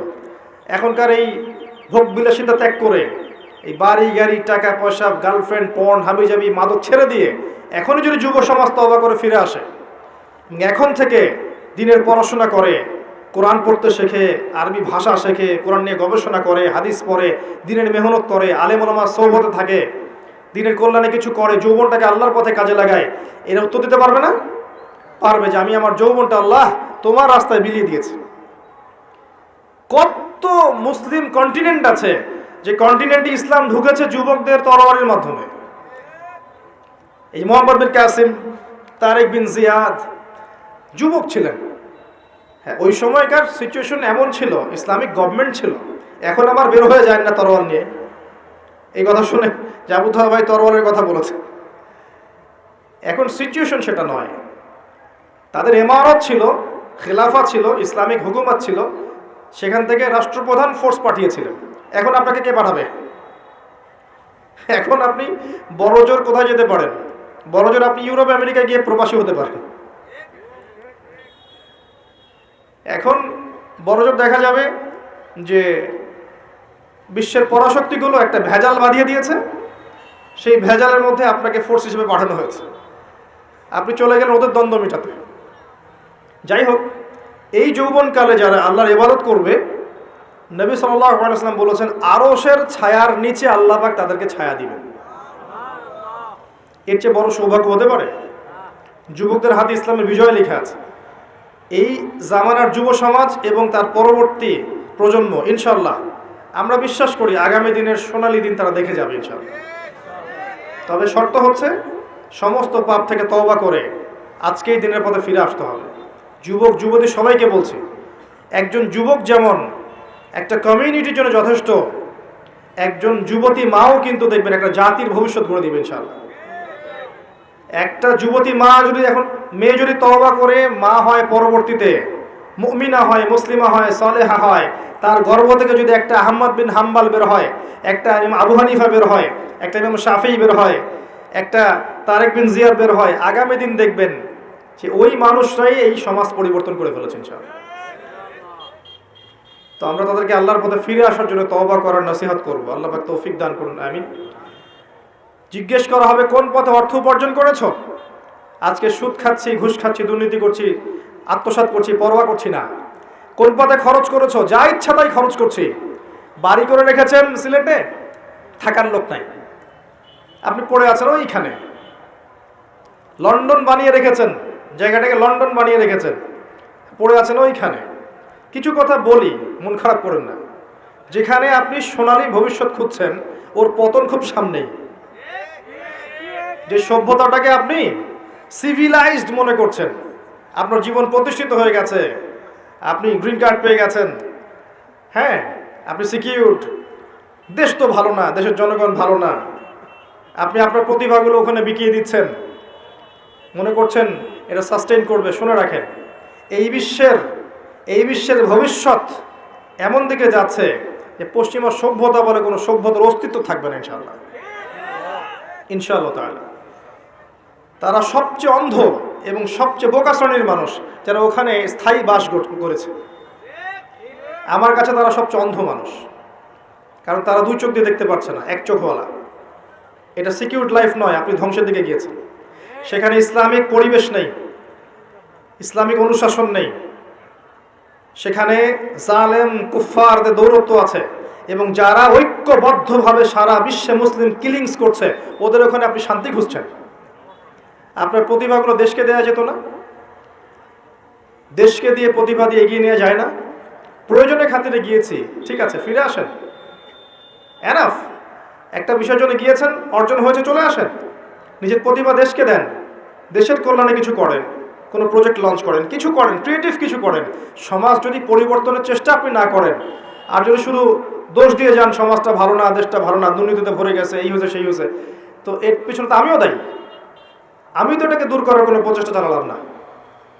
আর যেখানে আপনি রঙিন স্বপ্ন দেখছেন, ওই সভ্যতাটার সামনে ধ্বংস হয়ে যাবে।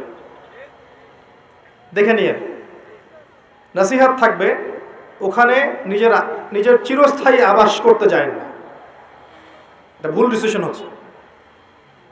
কোন পথে উপার্জন করেছেন? উপার্জনের কথা বলতে গিয়ে এদিকে আসলাম। প্রত্যেকটা ক্ষেত্রে উপার্জনের খেয়াল রাখতে হবে যে আমি হালাল নিচ্ছি কিনা, হারাম থেকে দূরে আছি কিনা। হালাল খান, অল্প খান, অল্পে তুষ্ট থাকেন, আল্লাহ পাক আপনাকে অল্প আমলে নাজাত দিয়ে দিবেন ইনশাআল্লাহ। অল্প আমল এনাফ, নাজাত দিয়ে দিবে। দেখেন বেলাল রাদিয়াল্লাহু আনহু, কৃষ্ণকায় মানুষ, দরিদ্র মানুষ, আল্লাহ পাক তাকে কাবা ঘরের উপরে উঠে আযান দেওয়ার সৌভাগ্য দিয়েছে। আব্দুল্লাহ ইবনে মাসউদ মিশচরাতেন, আল্লাহ পাক রাইসুল মুফাসসিরিন বানিয়েছেন। তাফসীরকারদের মধ্যে শ্রেষ্ঠ তাফসীরকার তিনি, সবচেয়ে বড়। আল্লাহর হাতে রিজিক, হালালে থাকেন, আল্লাহ রিজিক দিবেন ইনশাআল্লাহ। কিয়ামত হবে না আপনার রিজিক না শেষ হলে, আপনার মৌত হবে না আপনার চালের দানা বাকি না থাকলে। আসমান জমিন সৃষ্টির 50,000 বছর আগে আল্লাহ রিজিক লিখেছেন। একটা চালের দানা পৃথিবীতে রেখে আপনি বিদায় নেবেন না। এক ঢোক পানি না খেয়ে, যেটা পৃথিবীতে আছে ওটা না খাওয়া পর্যন্ত আপনি যাবেন না পৃথিবী থেকে। অস্থির হচ্ছেন কেন? হারামে যাচ্ছেন কেন? সুদ খাচ্ছেন কেন? ঘুষ নিচ্ছেন কেন? দুর্নীতি কেন করছেন? রিজিক আল্লাহর হাতে, আল্লাহ দিবে আপনাকে ইনশাআল্লাহ। এগুলো তো নিজের জন্য করছেন, পরিবারের জন্য করছেন, আগামী প্রজন্মের জন্য করছেন। শোনেন, আপনি মারা যান, 3টা দিন সময় লাগবে না আপনাকে ভুলে যেতে। আপনি মারা যান, কবরে চলে যান, যাদের জন্য সারা জীবন ঘুষ খেয়েছেন, দুর্নীতি করেছেন, আপনি সুদ খেয়েছেন, আত্মসাৎ করেছেন, যাদের জন্য করেছেন, নিজের এবং যাদের জন্য, এরা আপনাকে 3 দিনের বেশি মনে রাখবে না। মারা যাওয়ার সাথে সাথেই আপনার দলিলাদি, জমি জমা, ব্যাংক ব্যালেন্স নিয়ে কারাকারি শুরু করে দেবে। আল্লাহকে চিনলেন না আপনি, হারামে যায় না, আল্লাহর রাস্তায় হারামে যায় না। কোন পথে ব্যয় করেছো? এই যে অপব্যয়। 10টা বাড়ি বানিয়ে রেখেছেন, দেশে নাই, বিদেশে পড়ে আছেন, অপব্যয়।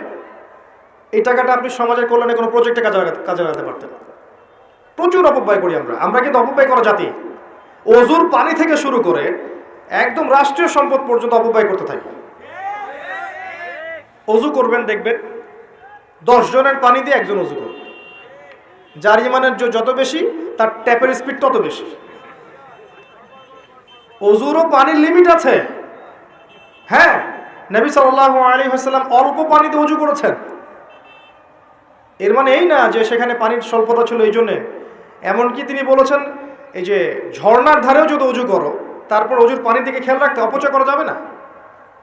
অজুর পানি থেকে শুরু করে একদম সমাজ থেকে শুরু করে বিশ্ব রাষ্ট্র সব জায়গায় যান, অপচয় প্রচুর। আর দেখবেন জনগণ বুঝেই হয়, আমরাও মাশাআল্লাহ সেরকমই জাতি। একটা জিনিস করে দিয়েছে রাষ্ট্র, দেখবেন ওটার মূল্য আমরা বুঝবো না। সুন্দর রাস্তা করে দিয়েছে, সুন্দর সেতু করে দিয়েছে, দেখবেন সরকারি মাল, দরিয়া মেডাল, ওটা নষ্ট করতে থাকে, কোনো সমস্যা নাই। অথচ ওইটা আমাদের সম্পদ, আমাদের আমানত। এই রাস্তা রক্ষা করার দায়িত্ব আমার, আমি জনগণ। গভর্নমেন্ট একটা জিনিস করে দিয়েছে, এটা রক্ষা করার দায়িত্ব আমার। তো যদি আমি মনে করি যে সরকারি টাকা যায় যাক, আমি নষ্ট করলাম, তো সমস্যা কি? এটা খেয়ানত, এটা আমানতের খেয়ানত হলো। তারাও যেমন করে, আমরাও করি। দেখবেন উপর থেকে একটা হাতি আসে, হাতিটা আস্তে আস্তে আস্তে আস্তে আস্তে আস্তে মাছি হয়ে গেছে। হাতির কান, ডাল, মাথা, পা এগুলা কামড়াকামড়ি করে খেতে খেতে খেতে খেতে একটা মাছি পাবে। আর যেটা পাবেন সেটা জনগণ দেখবেন যে যাচ্ছে তাই ব্যবহার করে শেষ করে ফেলবে। জনগণও খেয়ানতকারী, উপরের লোকও খেয়ানতকারী। আল্লাহ পাক এভাবেই দিয়েছেন, যতক্ষণ পর্যন্ত আপনি আমি ভালো হব না, যতক্ষণ পর্যন্ত আপনি আমি ঈমান, আমল, আকীদা সংস্কার করব না, ভালো হব না, আপনি ভালো নেতৃত্ব আশা করতে পারেন না। এগুলো মহাকাশ থেকে পড়েনি, আমাদের মধ্য থেকেই গজিয়েছে। এখানকার মানুষদের মধ্যেই যদি একজনকে নেতা নির্বাচন করেন, সে এখান থেকেই হবে, সে আসমান থেকে টপকাবে না। এই মানুষগুলো ভালো না হলে নেতাও ভালো হবে না। মানুষকে ভালো করতে শেখেন, মানুষের আকীদা আমলকে সংস্কার করেন। শুধুমাত্র সমালোচনা করে সব কিছু হয় না। আমি কি দিচ্ছি রাষ্ট্রকে? আমি আমার জ্ঞান দিয়ে, আমার মেধা দিয়ে, আমার প্রজ্ঞা দিয়ে জনগণের জন্য, সমাজের জন্য, রাষ্ট্রের জন্য কি করলাম আজ পর্যন্ত? কিছুই করিনি। কিন্তু সমালোচনা করে যাচ্ছে, এটা ভালো না, ওইটা ভালো না, এটা। আর কেউ কেউ তো থাকবোই না দেশে, ভাই বাইরে থাকবো, দেশটাই পচে গেছে। কই, আপনি ভালো তো দেশে এসে দেশকে ভালো করছেন না কেন? সব থেকে সমস্যা আমাদের মানসিক সমস্যা। আমাদের মায়া নাই, মহব্বত নাই আমাদের প্রতি। আল্লাহ পাক মাশাআল্লাহ বরকতময় একটা জায়গা দিয়েছেন আমাদেরকে। আপনি যা চান এখানে পাবেন। এটা এমন একটা জায়গা আমাদের। আপনি যদি শ্রম দেন, মেধা দেন, আমানতদারিতা থাকে, দুর্নীতিটা না থাকে, সবাই সবার মেধার মূল্যায়ন পায়, দেখবেন বাংলাদেশ আগামী দিন সুপার পাওয়ার হবে ইনশাআল্লাহ। সম্ভব ছিল বা সম্ভব এখনও আছে, যদি তরুণরা দায়িত্ব হাতে নিতে পারে। আল্লাহ পাক যোগ্য নেতৃত্ব নিয়ে আসুক এবং যারা আছে সবাইকে আল্লাহ হেদায়েত করুক। আমি কোনো দলের মানুষ না, আমি আমার আবেগ থেকে অ্যাজ এ সিভিলিয়ান কথাগুলো বলছি। যে আল্লাহ পাক যেন যোগ্য মানুষদেরকে দিয়ে একটা সুন্দর সুশৃঙ্খল কাঠামো করে দেন, যেখানে থাকবে না কোনো দুর্নীতি, থাকবে না কোনো ঘুষ, কোনো সুদ, কোনো জেনা, কোনো ব্যভিচার। একটা সুকুনের পরিবেশ থাকবে, সবাই সবার প্রতিভার মূল্য পাবে, মাজলুম হবে না, জালেম পার পেয়ে যাবে না, মাজলুমের আর কাঁদতে হবে না। এমন একটা পরিবেশ আল্লাহ পাক যেন তৈরি করে দেন। আল্লাহ পাক যেন যারা আছে ওদের হাত শক্তিশালী করে দেন এবং ইসলামের জন্য কাজ করার তৌফিক দান করেন। আল্লাহ চাইলে সব করতে পারেন। আল্লাহ চাইলে মানুষের মন খুলে দিতে পারেন। আল্লাহ পাক চাইলে পৃথিবীর সবচেয়ে জঘন্য মানুষকে হেদায়েত দিয়ে নিয়ে এসে তার দিয়ে আল্লাহ পাক ইসলামের খেদমত করাতে পারেন। ভুড়ি ভুড়ি প্রমাণ আছে। খালিদ বিন ওয়ালিদ রাদিয়াল্লাহু আনহু ইসলামের এগেইনস্টে যুদ্ধ করেছেন, পরে মুসলিম হয়ে তিনি ইসলামের পক্ষে 100 যুদ্ধ করেছেন। আল্লাহ পারেন। তাই আমরা হেদায়েতের দোয়া করবো সবসময়। সমালোচনা সংস্কৃতি বাদ দেন, হেদায়েতের দোয়া করেন। সুপরামর্শ দিতে পারি, পরিস্থিতি বুঝাতে পারি, হেদায়েতের দোয়া করতে পারি, দেখবেন ইনশাআল্লাহ তাআলা আল্লাহ চান তো এই জাতির তাকদিরে ভালো কিছু হবে ইনশাআল্লাহ। যদি আমরা ইমানদার হতে পারি, তাকওয়া অর্জন করতে পারি, আপসে মিল মহব্বত রাখি, বিভক্ত না হই, ইখতিলাফ না করি, ঐক্যবদ্ধ থাকি, যুব সমাজকে সঠিক দিক নির্দেশনা দিতে পারি, পরবর্তী প্রজন্ম করতে পারি, মেয়েদেরকে পর্দা আনতে পারি, দেখবেন ইনশাআল্লাহ আযজা ওয়া জাল এটা কোরআনের সমাজ গড়ে উঠবে ইনশাআল্লাহ তাআলা। আল্লাহ পাক তৌফিক দান করুন, আমিন। আর লাস্টের একটা প্রশ্ন শেষ করছি, এটা জানা অনুযায়ী আমল করেছো কিনা। আর এই জায়গায় আসলেই সব জায়গায় ধরা খাবো আমরা যারা এই চেয়ারে বসে কথা বলছো। জানা অনুযায়ী আমল করেছো কিনা খুব ডিফিকাল্ট, খুবই ডিফিকাল্ট। এবং এই আমানতদারিতা রক্ষা করা এত কঠিন যে আসমান জমিন পাহাড় পর্বত এই দায়িত্ব নিতে চায় নাই। সূরা আহজাব পুরো দেখেন, ইন্না আরাদনাল আমানাতা আলাস সামাওয়াতি ওয়াল আরদ ওয়াল জিবাল ফাআবাইনা আন ইয়াহমিলনাহা ওয়া আশফাকনা মিনহা ফাহামালাহাল ইনসান ইন্নাহু কানা যালুমান জাহুলা। আল্লাহ পাক বলেছেন না, আমি এই আমানত, কোরআন সুন্নাহর ইসলামের আমানত আমি আসমানে জমিনে এই পৃথিবীতে দিতে চেয়েছিলাম, পাহাড়ে দিতে চেয়েছিলাম। ওরা নিতে চায় নাই, ডিনাই করেছে। মানুষ নিয়েছে, কারণ মানুষ জাহেল এবং জালেম, আমরা অজ্ঞ জালেম। আমানত নিয়েছি, দিন শিখেছি। কোরআন সুন্নাহর জ্ঞান থাকার পরে যদি আমি এই চেয়ারে বসে আমার কথা অনুযায়ী আমল করতে না পারি, তাহলে আপনার আগে আমাকে জাহান্নামে যেতে হবে। নাউযুবিল্লাহ, আমরা আল্লাহর কাছে আশ্রয় চাচ্ছি। সর্বপ্রথম যে ব্যক্তিকে দিয়ে জাহান্নাম উদ্বোধন করা হবে, সেই ওই 3 জন ব্যক্তির একজন হচ্ছে আলেম, যে ইলম অনুযায়ী আমল করেনি। যদি দিনের দায়িত্বগুলোর উদ্দেশ্য থাকে দুনিয়া, তাহলে ওই দায়িত্ব পালনে কোনো তাসির হবে না, সংস্কারও হবে না। এমন অনেক ওলামায়ে কেরাম আছেন এবং ছিলেন যাদেরকে আপনি কখনো ফেসবুকে দেখেননি, ইউটিউবেও দেখেন নাই। তাদের মেহনত এবং রাতের তাহাজ্জুদের ফলশ্রুতিতে ইসলাম এখনো সমাজে টিকে আছে। এখন যুগ বদলে গেছে, এখন সব হচ্ছে কমার্শিয়াল। বক্তাও কমার্শিয়াল, শ্রোতাও কমার্শিয়াল, অ্যারেঞ্জমেন্টও কমার্শিয়াল। মাহফিল করতে এসে আমার যত অভিজ্ঞতা হয়েছে তার সেগুলো যদি শেয়ার করা শুরু করি, তাহলে ওই নাস্তিক আর ওই সেকুলাররা সুযোগ পেয়ে যাবে আক্রমণ করার। শুধু উম্মাকে ভালোবাসি বলে আমি একটা কথাও বলিনি কখনো। এমন কিছু অভিজ্ঞতা আমার হয়েছে, এমন কিছু অভিজ্ঞতা আমার হয়েছে যেটা বললে শুধুমাত্র ইসলামের বিরোধী শক্তির একটা ফাঁক পেয়ে যাবে, এটা চিন্তা করে আমি কখনো কিছু বলি নাই। কারণ আমি যদি 1 লাইন বলি আর একজন 10 লাইন বলবে, আর আমি যদি আবার 10 লাইন বলি আর একজন 20 লাইন বলবে। এই 10-20 করতে করতে ইসরায়েল আরেকটা মিসাইল বানিয়ে ফেলবে। বুঝতে পারছেন? ভিতরে হিংসা, রিয়া, লোক দেখানো আমল, হিংসা, গীবত, তোমত, একে অপরের সমালোচনা করা, কাকে টেনে নামানো যায়, কার পিছনে খোঁচানো যায়, কাকে বিতর্কিত করা যায়, এগুলোতে পারদর্শী হয়ে গেছে আমরা এখন। এগুলো করতে করতে ইসলামের বিরোধী শক্তির যে উপকারটা আমরা করে দিয়েছি, এটা আপনি কল্পনা করতে পারবেন না। শত শত দলাদলি, বিভক্তি, একজন একজনের বিরুদ্ধে, এই দল ওই দলের বিরুদ্ধে, এ ওর বিরুদ্ধে, এ আলেম ওই আলেমের বিরুদ্ধে, এ ওর গীবত, এ একটা বিষয় বলবে, আরেকজন লাইভে এসে তার বিরুদ্ধে আরেকটা বলবে। এগুলো হচ্ছে বড় জিহাদ, মাশাআল্লাহ। এটা ইমাম আবু হানিফা রাহিমাহুল্লাহর যুগ নয়, ইমাম শাফেঈ, আহমদ বিন হাম্বল তাদের যুগ নয় যে একজন ইমাম এর পা ধুয়ে দিচ্ছে আরেকজন ইমাম, এটা ওই যুগ নয়। সমালোচনার সংস্কৃতি হচ্ছে, গীবতের, তোহমতের, ঘৃণার, হিংসার, বিদ্বেষের। এগুলো কি আমাদের শোভা পায়? যারা এই চেয়ারে বসে তাদের শোভা পায়? তাদেরকে দেখে মানুষ যদি না শেখে, তাদেরকে দেখে যদি মানুষ এগুলো শেখে, তাহলে তারা যাবে কোথায়? জনগণ কোথায় শিখতে যাবে? সবাই এমন তা বলিনি কখনো আমি, তবে বহু কমিউনিটি আছে যারা এই খেয়ানতগুলো করে যাচ্ছেন, যারা দিনকে দুনিয়ার অর্জনের মাধ্যম বানিয়েছেন, দিনকে দুনিয়া অর্জনের মাধ্যম বানিয়েছেন। এই কারণে দিন এখন প্রতিষ্ঠিত হতে পারছে না। যা জানি সে অনুযায়ী আমল করতে পারছি না। এমনকি সত্য কথা, হক কথাটুকু সুন্দর করে সমাজের সামনে বলবো, হাজারটা চিন্তা করছি, আমার ইমামতি থাকবে তো, আমাকে সভাপতি বেতন দিবে তো, আমাকে আবার মাহফিল কর্তৃপক্ষ পিটাই কি না, অনেক চিন্তা করছে যে এখানে বসে হকটা বলবো কি বলবো। আবার এলাকা ভিত্তিক, আপনাদের এলাকায় কোন ওয়াজ করলে খাবে ভাই বলেন তো, বলে দিল হ্যাঁ এই ওয়াজ করবেন তাহলে খাবে খুব বেশি, মাশাআল্লাহ ওই ওয়াজ চলছে। বসলেন 1 ঘন্টায় মনে করেন আপনি 30,000 টাকা নেবেন, কথার কথা। তার মানে প্রতি 2 মিনিটের জন্য আপনি 1,000 টাকা পাচ্ছেন। ওই 1 ঘন্টা আপনি বসে তার আধা ঘন্টায় কেসা কাহিনী বলে শেষ করে দিলেন।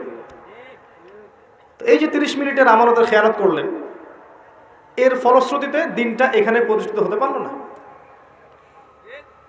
তো ইলম অনুযায়ী আমল করেছো কিনা খুব ডিফিকাল্ট, খুবই ডিফিকাল্ট। ওলামায়ে কেরাম আমরা যারা আছি, যারা দিন নিয়ে দুটা কথা বলি বা কিছু লিখি বা কিছু করি, তারা যদি জানা অনুযায়ী আমল করতে ব্যর্থ হয়, তাহলে আমাদের দ্বারা দেশ, জাতি, উম্মাত ক্ষতিগ্রস্ত হবেই, আমরাও জাহান্নামে যাব, কোনো সন্দেহ নাই।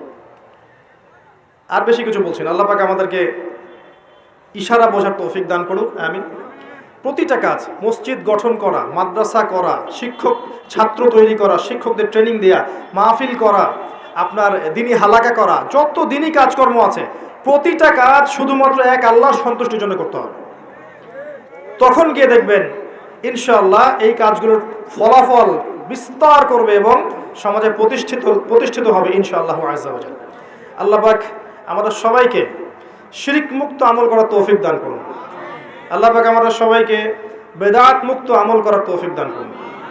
আল্লাহ পাক আমাদের সবার হালাল রিজিকের ব্যবস্থা করুন, যাবতীয় হারাম থেকে আল্লাহ পাক আমাদেরকে বাঁচিয়ে রাখুন। আমাদেরকে আল্লাহ পাক বেহায়াপনা, অশ্লীলতা, মাদক, পর্নোগ্রাফি থেকে হেফাজত করুন। আল্লাহ পাক আমাদের মধ্যে যারা অসুস্থ আছে সবাইকে আল্লাহ পাক শেফায়ে কামিলা দান করুন। যারা ইন্তেকাল করেছেন সবাইকে আল্লাহ পাক মাফ করে দিন। আল্লাহ পাক আমাদেরকে প্রকৃত ইলম দান করুন, আল্লাহর নূর দান করুন। আমাদের রূহ বা আত্মাটা যেন ইল্লিনে যায়, আল্লাহ পাক সে তৌফিক দান করুন। কবরের 3 প্রশ্ন আর হাসরের মাঠের 5 প্রশ্নের উত্তর আমরা যেন দিতে পারি, আল্লাহ পাক সে তৌফিক লাভে আমাদেরকে ধন্য করুন, আমিন।